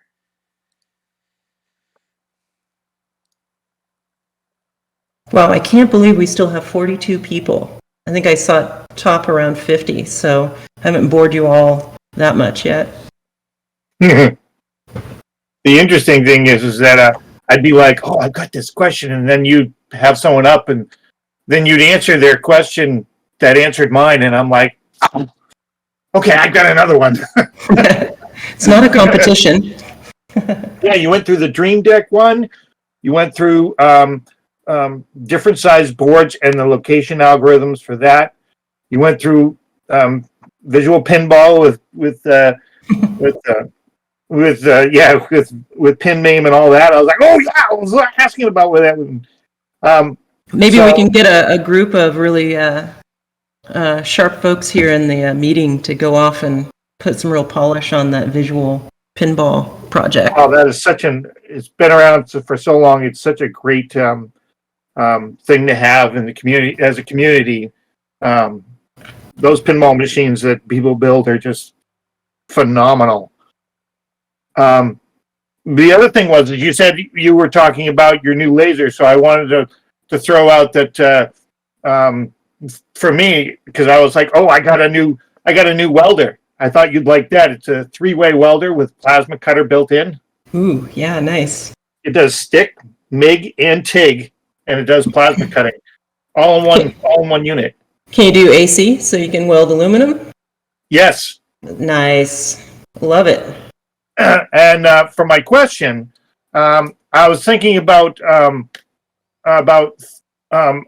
external retroreflective items like playing cards and things like that. Things you put down on the game board. You know, what kind of plans do you have for that kind of stuff? I thought I remember seeing something about that where you might have been using Q codes or something to that effect, so that when you looked at the card was giving you, feedback on it, just like the game board did. Yeah, we have two cameras. So there's what we call the tangible camera, and then the head tracking camera.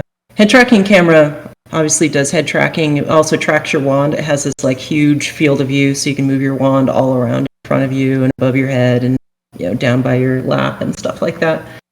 The tangible tracking camera is on a different wavelength of infrared light, so it has a different illuminator. I'm super excited about this one, and we're just starting to get all the software plumbed out for that. But it's a little narrower field of view, which is more focused in front of you on the game board, that allow you to read QR codes and shapes and track your hand moving in front of the game board. And we actually did demo that on what we called Proto 2 hardware. We're beyond that now, so some of that functionality dropped off as we were moving forward in the prototypes, but it's coming back online again. I don't want to make any promises that are going to upset Claire. I don't know if Claire wants to jump up here and talk about timeline. She's already jumping in before I say something wrong. Tangible tracking, it's going to start out with kind of frame access to the camera. The future may hold for some additional APIs for it, but we don't have it on our public roadmap right now, so I can't really comment on exactly when it's coming out. So you're going to kind of track multiple items all at the same time. Like if I have a couple of cards in my hand, you'll also be tracking the board plus the two cards to keep and differentiate between them. Yeah, you can do stuff like that. One of our demos that we showed at Gen Con and PAX, we had like a little stack of cards that had little QR codes on them, and you could drop them on the table to spawn characters. And then we also had a where it had a mark on it. I don't remember what mark it was now, but it was on a poker chip, and you put it down, and it was a tower defense. And so you could drop a couple of these poker chips down, and there was this line of bad guys marching towards the goal, and you could blow them up and stuff with these chips that you were quickly moving around the table. There's I'm thinking a lot if the cards are retroreflective, though. I'm sorry? If the cards are retroreflective, that was my interest. If you had a tagged card that was retroreflective, you could actually put, when you looked at the cards themselves, you could have a dynamic image on the cards. So say you were doing some sort of card-based game like a Magic the Gathering. So you had your cards in front of you, but the cards weren't just cards; they actually had motion on them. Yeah, well, that's pretty feasible to do, although we haven't prototyped it currently. So, have this camera. You can do some really fun things. You could have a retroreflective card that uses infrared blocking ink, which they sell for security features on documents. You print that on there, have some invisible codes that don't interfere with the retroreflector, and then you can get a pose off the card, and then put game objects on the card, so it's a thing that you can handle, which has some kind of game element associated with it. Yeah, I was wondering how well how well the system was going to track those. Like I said, if you had the game board plus you'd be tracking that, plus each one of the cards you had. If you had 7 cards in your hand, you're tracking 8 things all at the same time. I think time will tell. There's some really nice open source tracking systems out there, like OpenCV. Google's released a bunch of their stuff, and as we've learned with head tracking and wand tracking, these are those things that you can get them up and going and you can endlessly refine them. So it'll probably be the same thing for like cards and tokens and stuff like that. Like the first things we'll see will probably be a little primitive, and then people will make improvements. What Claire was mentioning is having these frames available to the developer leaves it wide open for the developer to do whatever algorithm they want. So they don't have to rely on us to develop those. Okay, so multiple, it technically would be multiple game boards at that point is something not in the future, but you guys are kind of doing now, or is that in the future? I don't think that's on our roadmap right now. Multiple next to each other. You know, that's kind of what it is. The multiple cards are, each one is technically a little tiny game board. Mm-hmm, mm-hmm. So I was just wondering. You could imagine. Oh, go ahead, Claire. Yeah, I mean, like what we're talking about doing at least in the near future is the tracking of the objects is a separate system from the tracking of the board. Tracking of the boards is happening on the hardware. The tangible tracking camera is something that's processed on your host. So there is going to be some interesting possibilities in the future where we might try to, especially in maybe a future version of the hardware, we might be able to do more direct tracking on the glasses. But for what the first version of the glasses are, it's quite likely that you'll have like a host round trip if you want to see like what's on a particular card you're holding up, and most of that software will be running on the host. Okay, so you're going to do like a stereo, like I have a stereo camera that does tracking. So you probably use, instead of using what's on the headset, you'll just track from the image and do it on the PC. Okay. Yeah. Mm-hmm. Yeah, that's the nature of the track. And like Jeri was saying, the tangible tracking has a narrower field of view, so you can like kind of it allows the algorithms to run on something that's more directly near middle frame of view, whereas we track the board on the tracking camera through a much wider range, so that we can see the board in more poses. Right. It's two different images at that point, though. You've got the image of the card and then the image of the board that you're actually projecting. So it's kind of interesting because you'd be doing both at the same time. Yeah, I mean that's what we are planning to do. Like the glasses are doing all of the tracking for objects like boards, and then all tangible objects are going to be tracked through this other camera system. All right, it's going to be fun. Yeah, it's going to be super flexible. That's why we designed it with two different cameras in mind. One that was kind of more tailored for pulling out features of stuff that you might, be right in front of you, like playing cards or chips, stuff like that. And then the head tracking is, has different requirements and different exposures that you'll need for like picking up the game board. Yeah, that's going to take a lot of processing power. I'm going to feel bad for my PC when that finally happens. All right. Thank you. I appreciate that. Thank you. That's a great question. All right. Thank you, everyone, for being patient with the questions here. Hi. Hello. Got a total marathon session going here. This is awesome. We can hear you. Yeah, so you hear from Lucky VR. So congratulations for the amazing product you have. My question is more about the scale. Despite that, the challenge right now from manufacturing from China, but at some point you guys will need to scale, right? And that needs a lot of funding. I was an entrepreneur back in China before I sold my startup and immigrated to Canada. So do you guys consider raising money from elsewhere, for example, from China or from Canada?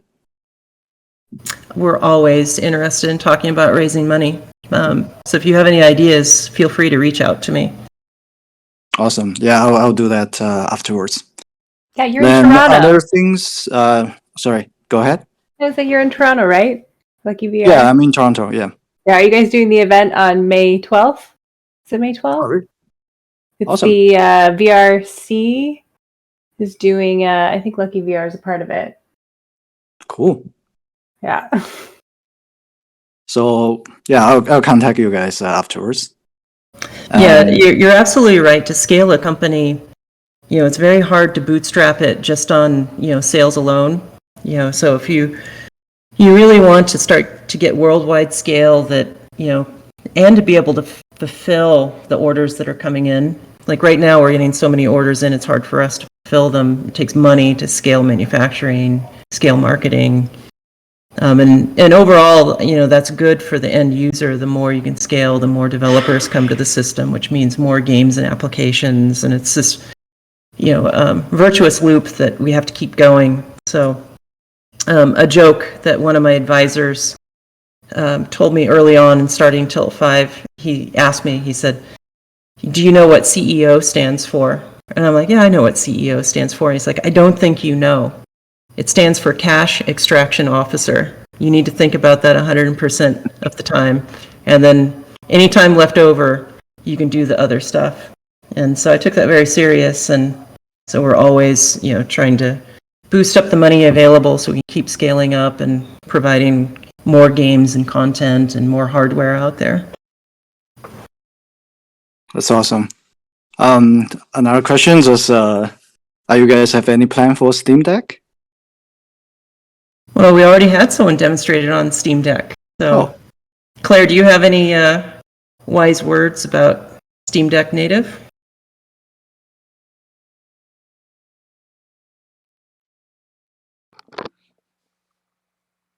She left. This interface is hard for me. Steam Deck native. We are looking at it. There are people that have been showing some demos of, but they're basically running Windows on natively on the Steam Deck. We've looked at it. There's it's kind of like it's one of those things where it's like we think we know how we would do it, but it's a matter of it having enough overlap with games availability and number of people with the Steam Decks to really get us to move in that direction and prioritize. So we don't really have like a release date for that yet. I guess it's a little early right now. Yeah, I mean, like I feel like by sometime in the summer it would probably make sense, but we've been evaluating it. Yeah. I know the team's excited about the Steam Deck. We were having a meeting the other day, and people are Steam Deck, and I'm like, Android driver, Android driver, Android driver. Yeah, I'm waiting for my email so I can buy one. In line, with many other Steam Deck people. You can go play with the one at the office. Yeah, but then I'll be tempted to actually work on that, and we have other stuff to do, like Android. Might get accidental support. Oh, that's always a possibility. Claire, I have a spare if you need one. Oh, Daniel, you're on my list of good friends now. Perfect. I love that. Oh goodness. Yep. So one more question about the XE board. Is there a timeline for that? XE boards are on the way to the factory. Very exciting. So I think the last I heard is XE kits towards the end of the month should start going out. Oh, that's awesome. Yeah. Yeah. That's what I'm waiting for right now. Yeah, we have samples at the office. I have one at my house bonded with. Been doing the pinball demos on. Discovered a little bug, which I think some of our beta backers discovered just before me. I'm like, why is the Unity project crashing when I unplug glasses? So it's been really great dogfooding the XE support and seeing how good it is. I really like the XE board. The thing that surprised me about it is I don't feel like super compelled to do the kickstand in the back. Actually, just leaving it flat gives so much extra vertical height when I'm kind of at the edge of it longwise. It's like more than I normally need to use. Like, that's the funny thing. A lot of people that have never tried our system they look at the square game board and they're like, oh, it's going to clip off the edges and you're not going to get very much vertical height. And for so many experiences, as long as you keep the experience kind of towards the middle of the game board, you get all this beautiful height out of it. That's one of the comments we get all the time when we go to these different trade shows, is people try it for the first time and they're like, I didn't think you could get any height out of it. And it's like, well, no, it's kind of like a television, right? You might lose something off the very far end, but you're not really looking way across the game board. It's not natural to be looking at the action far, far away from you. And that's even more dramatic on the XE board. I find that as I'm like playing around with it, I keep all the action kind of up close to me. And then my peripheral vision is just all this vertical stuff that's coming up out of the game board. And I have so much height to work with. It's pretty nice. I'm sorry, I'm just gushing about it because I'm excited and been playing with it. In retrospect, maybe we should put the kickstand on the LE board. I know, it probably would have been better on the LE board. Cool. That's all my questions. Put it on our feature list. Awesome. Thank you so much. Thank you. All right. Next up. Guys, it looks like we have 5 more. We're going to get Bastoon up here. We're going to get the last 4 Hello? we have on here. And Can you then hear we'll me? probably... Yep, we can hear you just fine.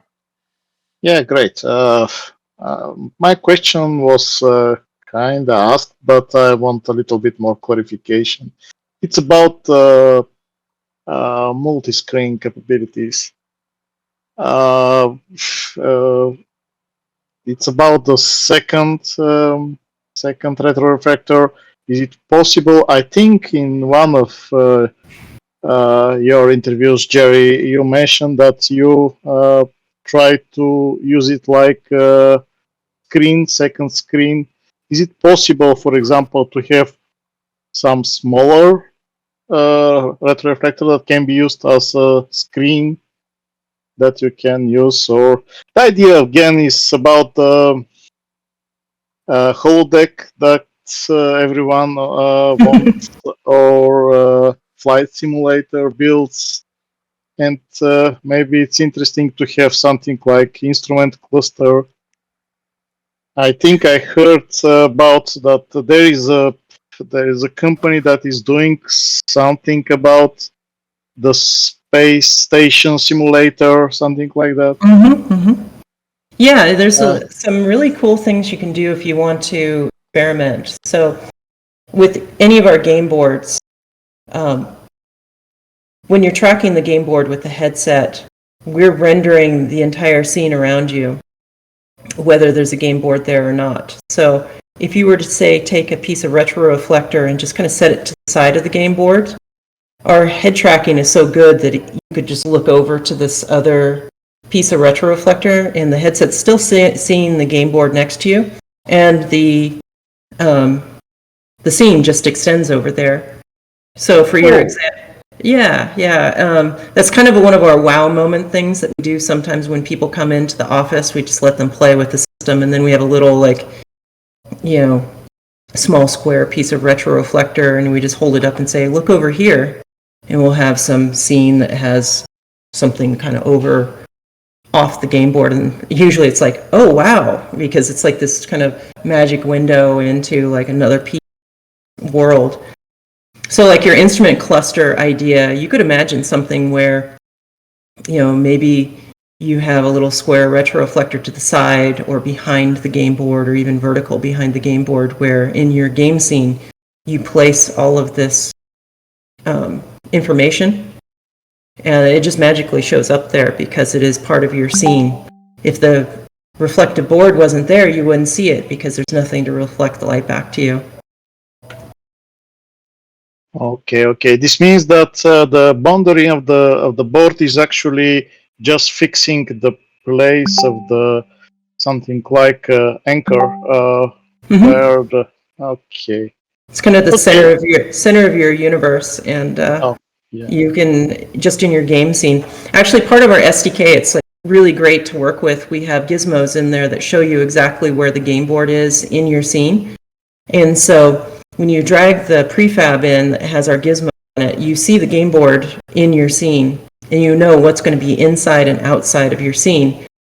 And so you can do a lot of fun things with that. Like in your case, you would know what's exactly inside your game board, and if you know in centimeters how far away you want to have this other secondary screen, you just place game objects that many centimeters away. Because we are world scale accurate in the game engine, you can say like, I want my extra piece of retroreflector to be like 10 centimeters up or something, and you just place your game objects 10 centimeters up in the game engine, and it's just magically there. Other fun things you can do with the SDK that's really cool, kind of based on this game board gizmo, is this is kind of your viewpoint into the world.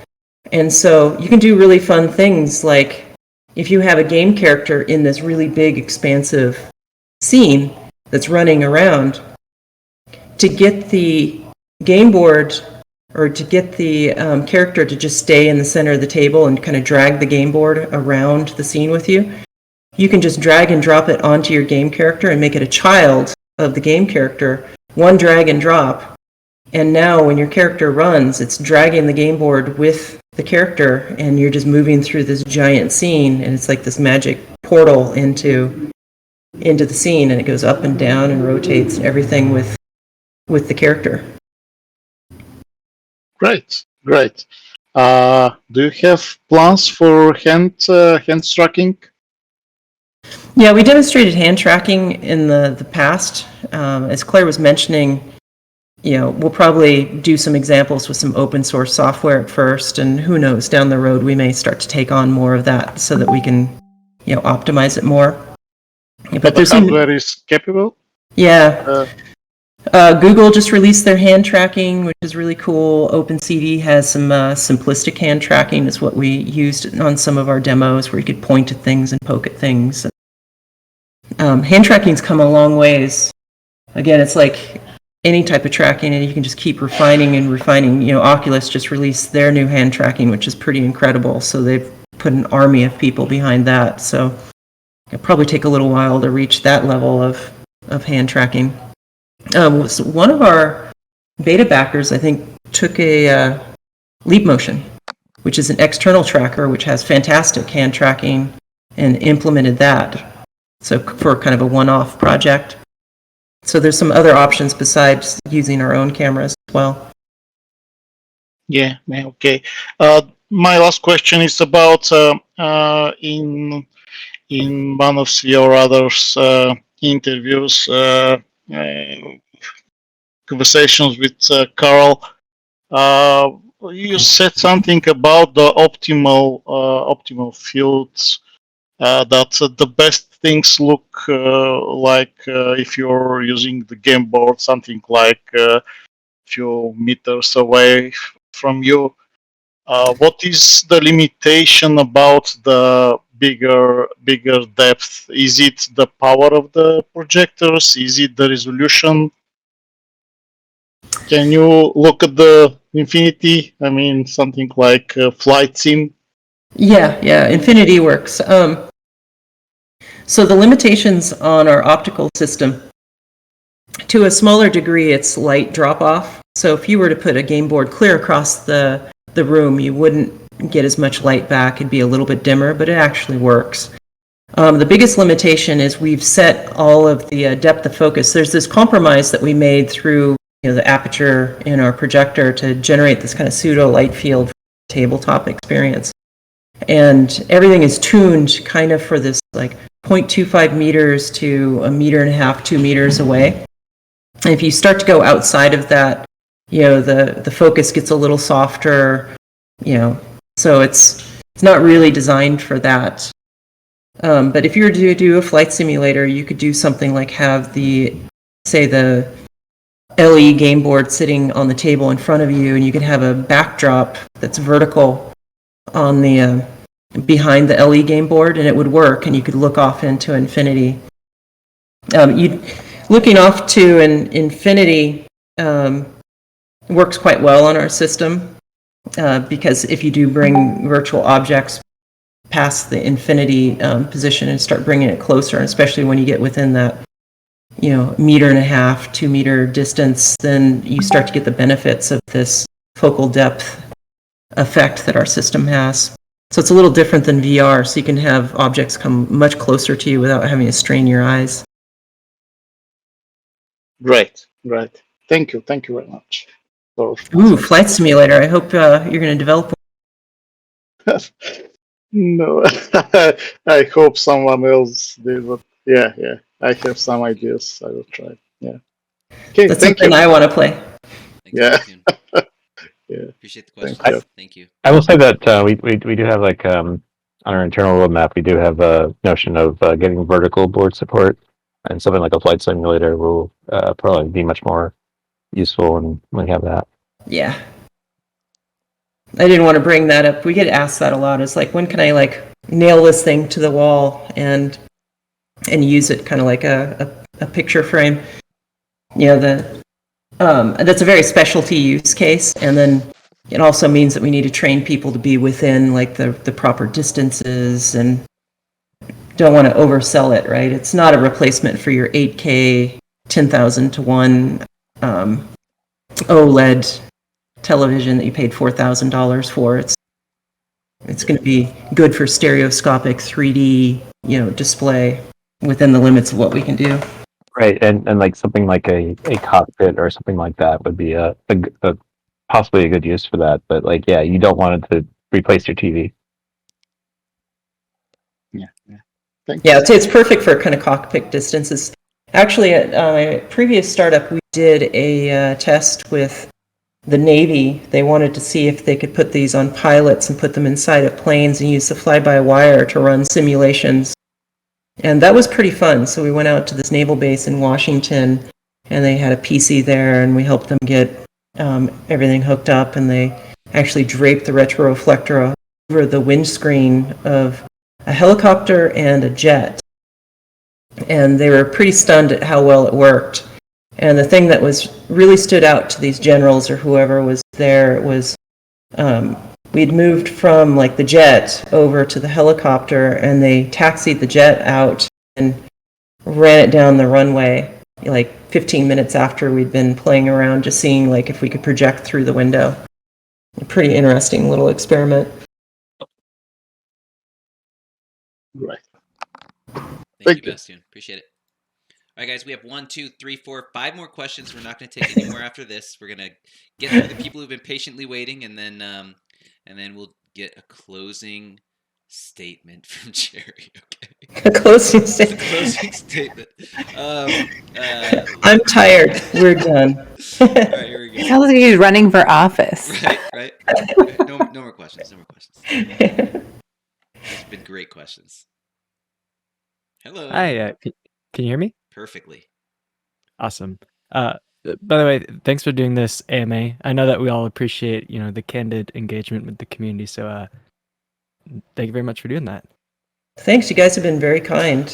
I was just waiting for someone to get in here screaming at the top of their lungs, I've been waiting for my kid. Yeah, I'm Kickstarter backer number 26. So I was waiting, midnight the day it came out. So well, thank you. That was super magical, coordinating all of that. Jamie, Amy, and myself probably did not sleep for 2 weeks leading up to it. We were taking turns kind of doing things.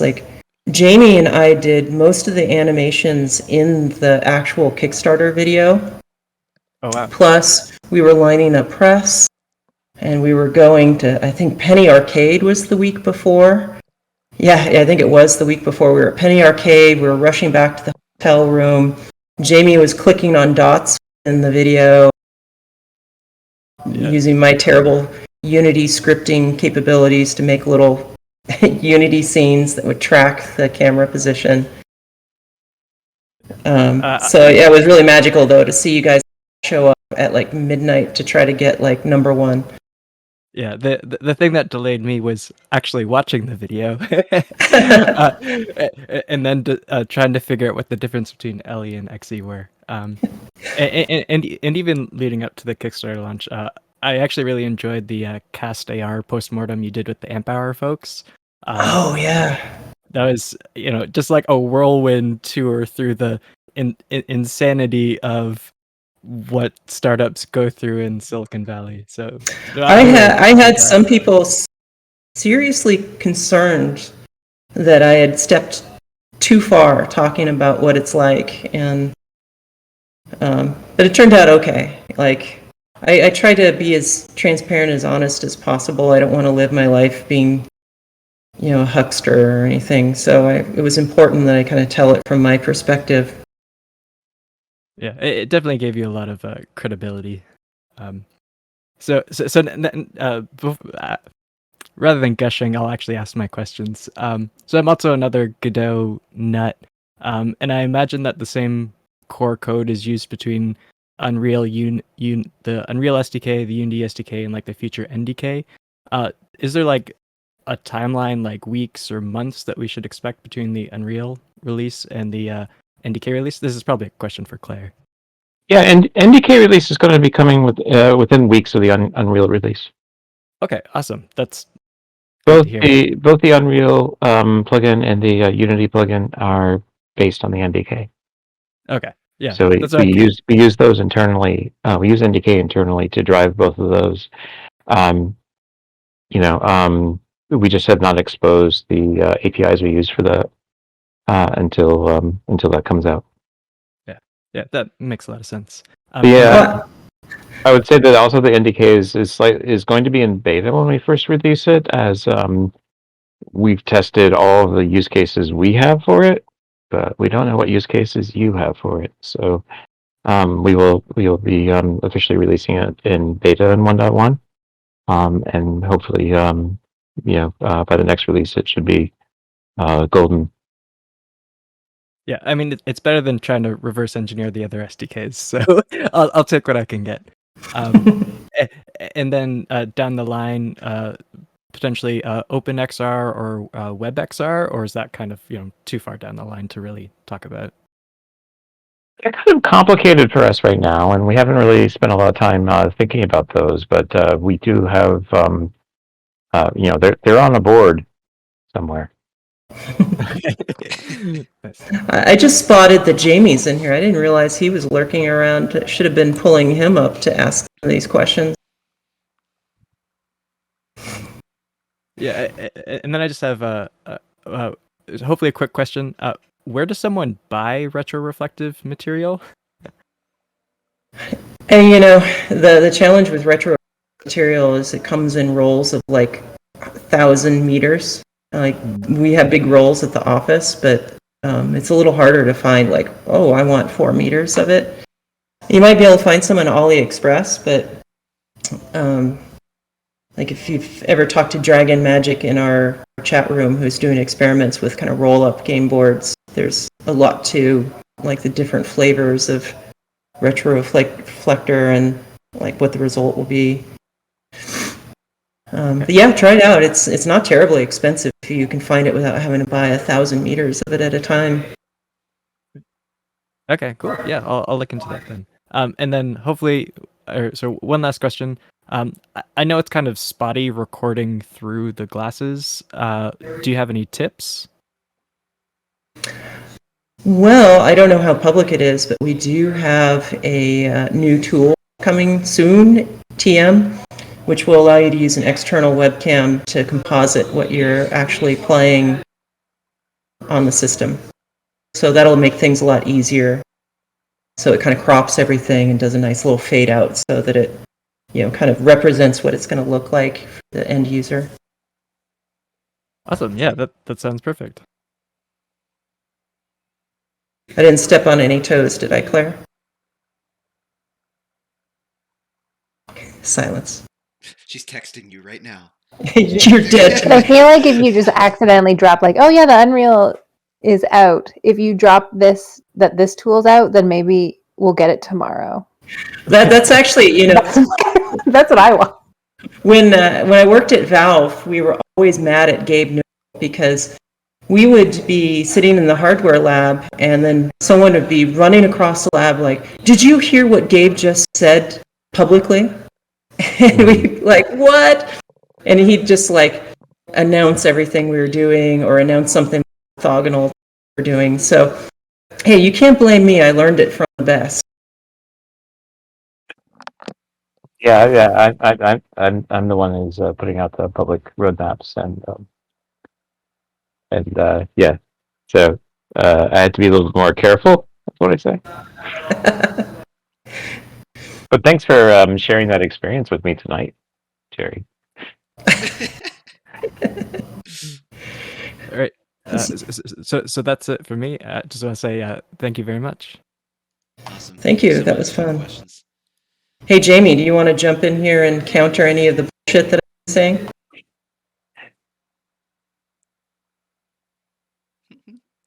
CP, you're coming up next. Then we're gonna get Ellie, Derek, and Jer Bear. Awesome. Glad to be here. Hopefully, I'm coming in 5x5 or something approaching that. 10-4, good buddy. You're walking the dog and kicking the cat. What's Can't your argue with 10-7? that. So, just want to say that I've been part of a hackerspace since about 2016, and we've been looking forward to several of the technologies that you have come out with over the years. You know, Commodore DTV, for an example. We followed the Cast AR, and we're very excited, of course, about the Tilt 5. I picked up mine, and it'll probably be on hackerspace duty. But since you mentioned education and such, we kind of see it really good to help people maybe develop 3D models and stuff and see them, you know, in that environment before they actually go and print them. We have an Oculus DK2, and I can't tell you just how awful it has been as far as keeping it running. You know, whenever we do a show where we're bringing it up, it's just like horror. It's a horror show. It's a moving target with us, you know, not just with Steam, but with the actual Oculus software and all the different accounts that make it impossible to have like a public display that's always just working. And so the accessibility for that has been almost none, and it's set most of its life collecting dust.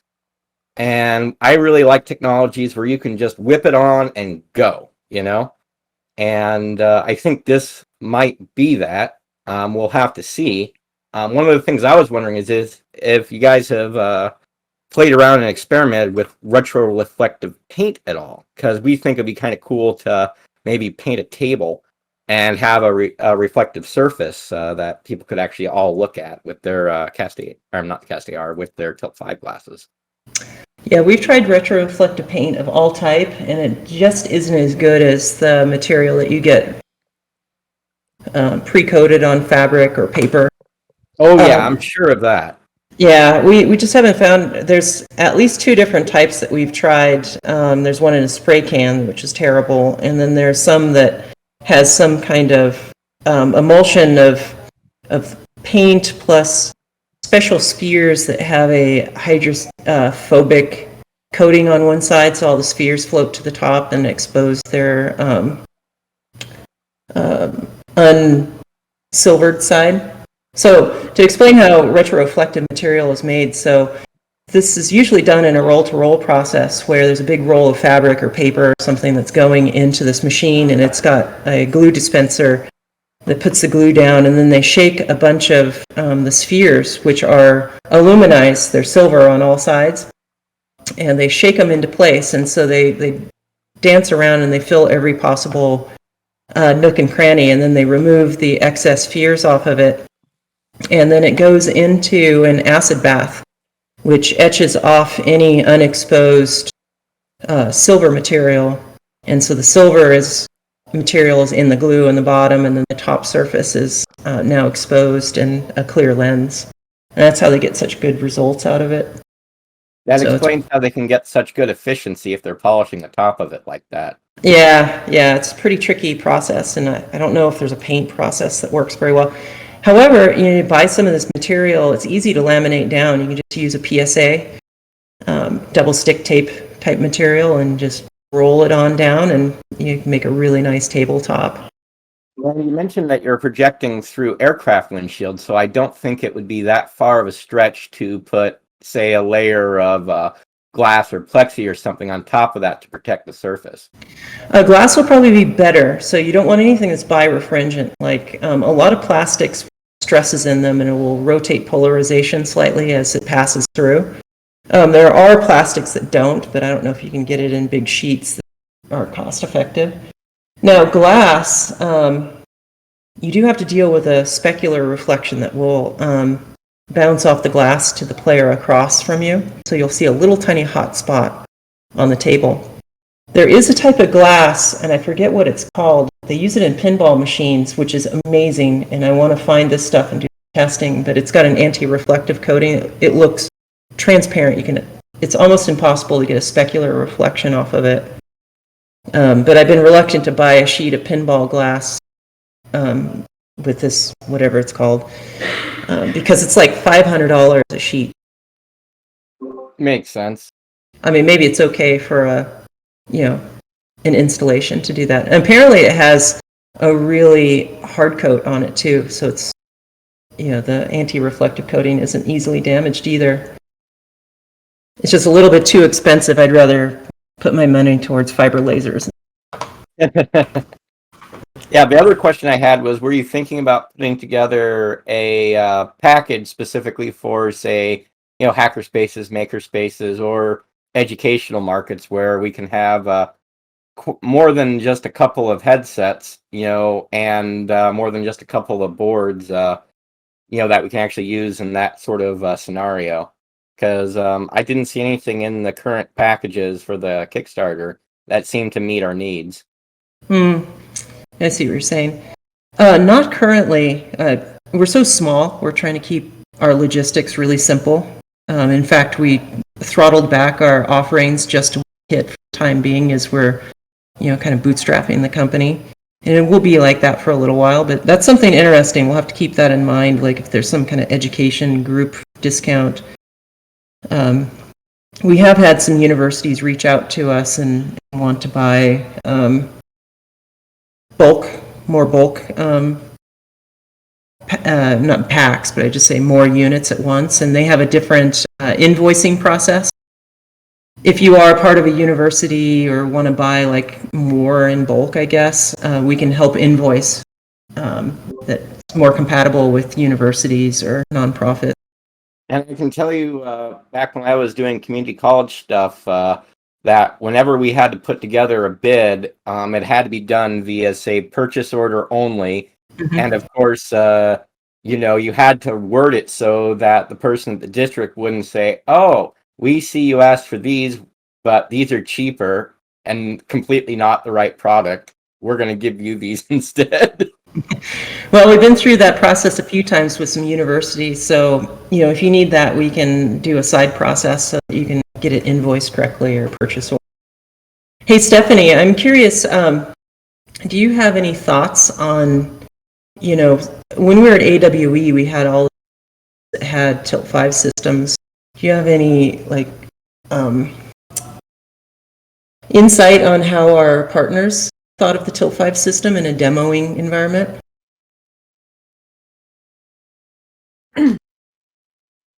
I know that I think Bad VR, who was doing the weather system, was really interesting. Like a lot of people came by after to see what else they could try, because that was a really interesting demo. Essentially, you could track the damage of a real-time, I think it was a hurricane through tornado through New York, and it showcased the damage and corresponded with insurance rates, I think.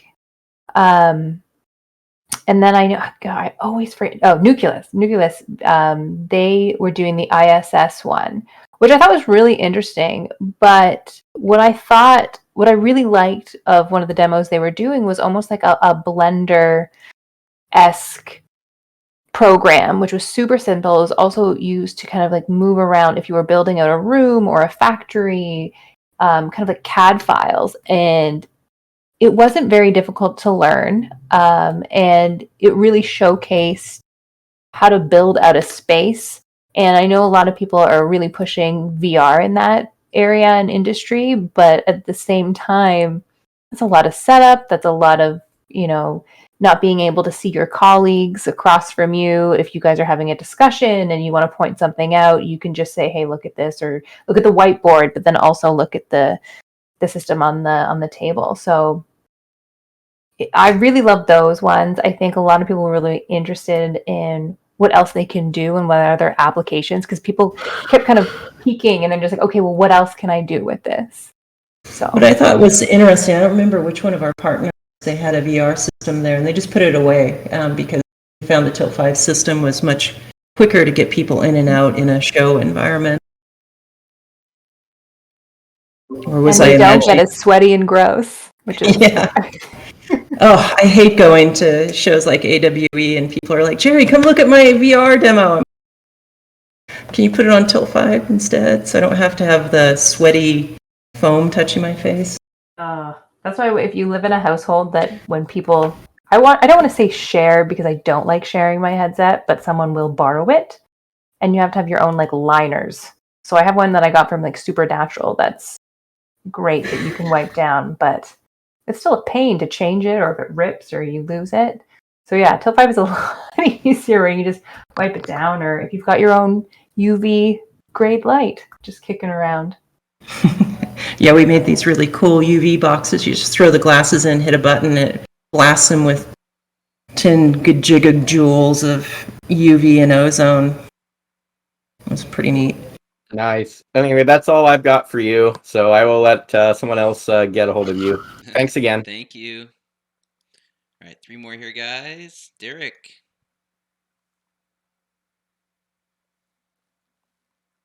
I had just one quick question. And it sounds like Jeri may have already recently answered this. But in the recent Great Display debate with Carl, he mentioned that with the Tilt 5 system, everything is going to be at a fixed focus at the distance of the game board. And I didn't hear Jeri correct him. And I'm pretty sure I've heard Jeri mention several times that with the Tilt 5 system, that objects are indeed in focus at the correct distance and not just at the distance of the board. And I was just hoping if you could clarify that. I think maybe he misspoke because he was talking about that on his blog. Like, he didn't think that it would work. Maybe that's how it came across, as he thought it would be fixed focus, but he was blown away when he came out. I'm like, yeah, look at this tree branch that's up close. Now focus past it and look at the, some distant object. And he's like, whoa, it works. So yeah, it works within the volume that we work, right? We don't solve the entire light field for anywhere in the world. It's a table within arm's reach, within kind of the board volume. And that's just this balance of setting the aperture right and just the way that the light diverges from our headset and then gets focused back by the retroreflector. I believe on our website, or definitely somewhere, I've shown a demo where we put some like dice on the table, and then we had some virtual objects like standing next to the dice, and we just focus back and forth, shooting right through the lens, just to show the depth of focus on our system. It's important to have that, if you want to play for hours and hours, you don't want to be like forcing your eyes to focus off at infinity. It's one of the challenges with VR is you're always looking out towards the horizon, even if an object's up close.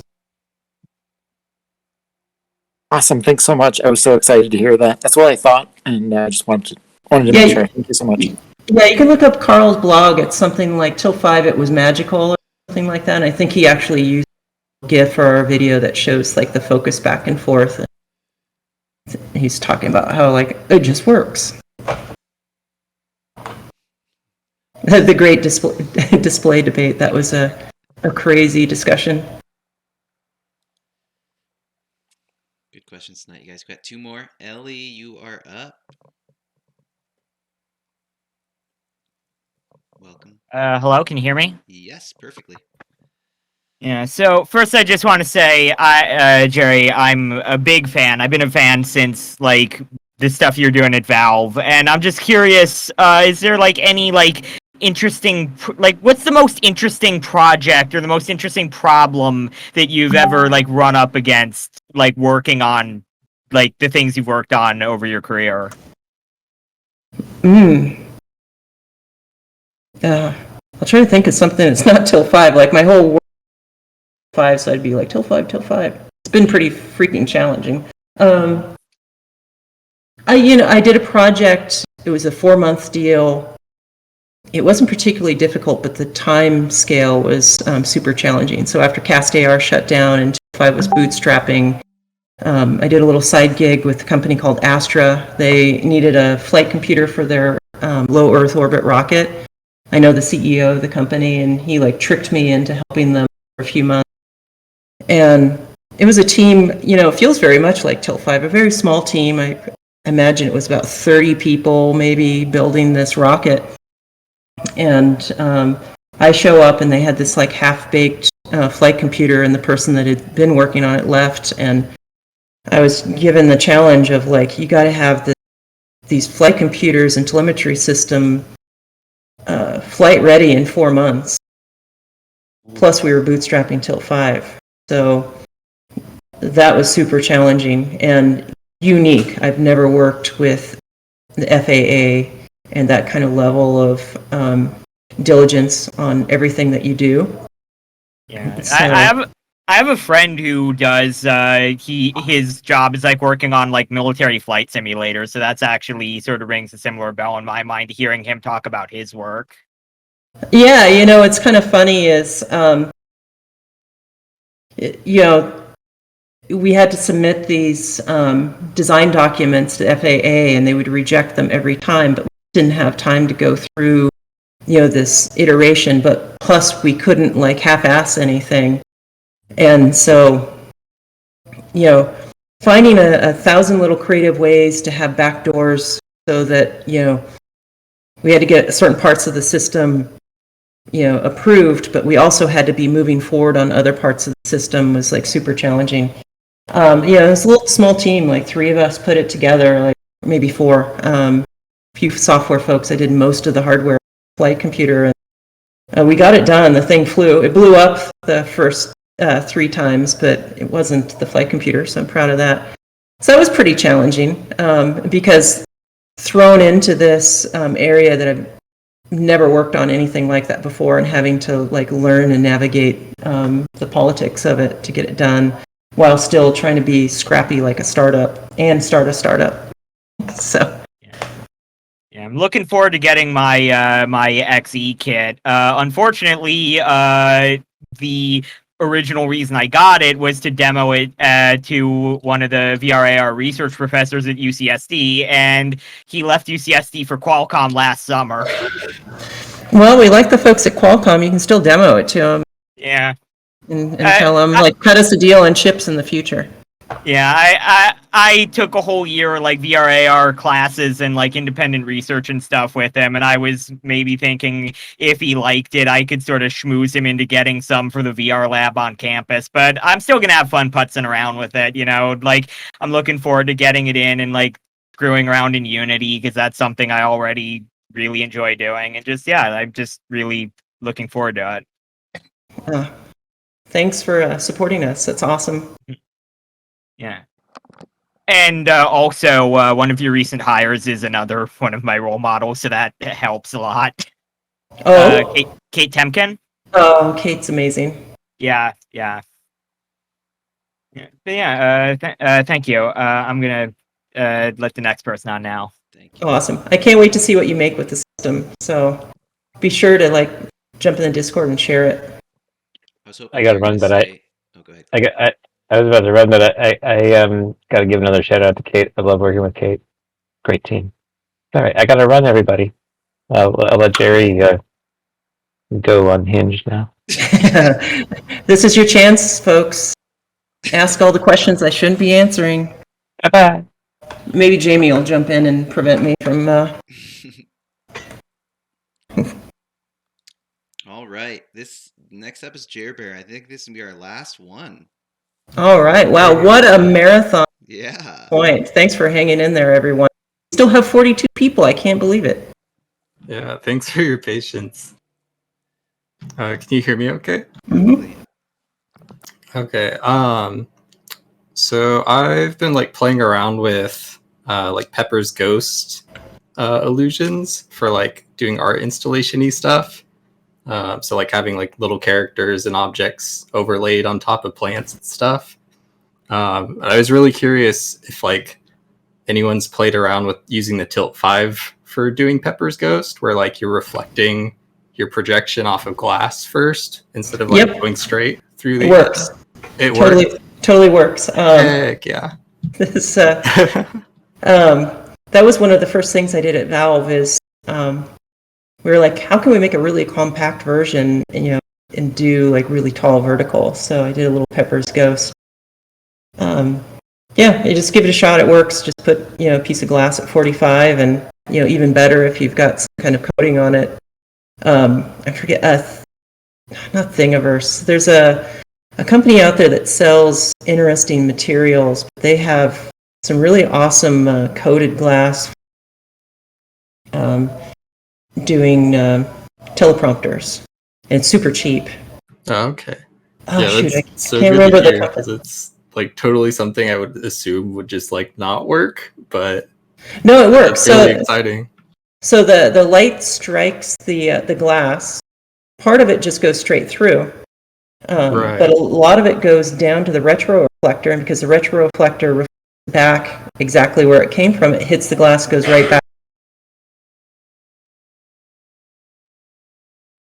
Does that make sense? You have to have the retro cut out for a few seconds. Oh, okay. You have to have the retroreflector underneath.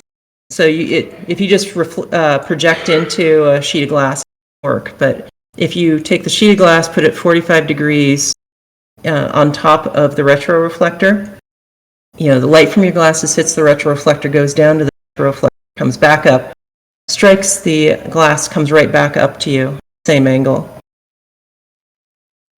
Awesome. That's great to hear. Yeah. I've just been wondering this for so long. And retroreflectors are amazing.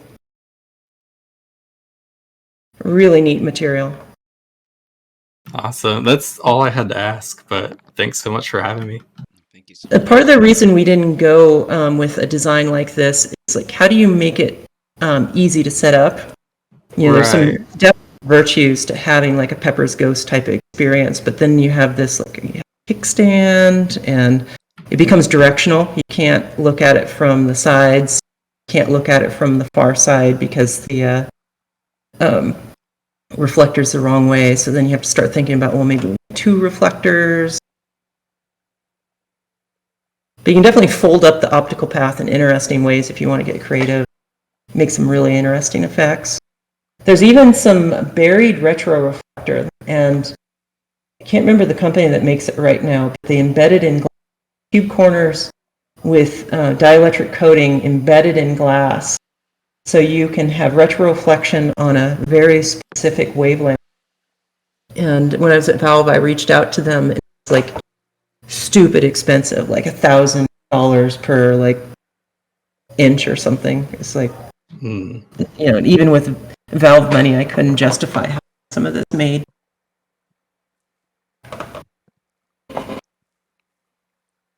Well, that was fun. I have to do final words, Daniel? Yeah, Jibber, thank you so much. Great question. Yeah, thank you. So much. I think the main thing I'd want to say is just thanks to all of our Kickstarter backers. I know it hasn't been easy waiting, especially with, COVID slowdowns and every other slowdown that keeps us from shipping the units. But without you guys, we wouldn't have been able to, get to this point and get units built, get them out to developers, to get games. I'm just never going to be able to convey how important that was, how much we love you guys, how important you are to us. So I think that's it for my closing words.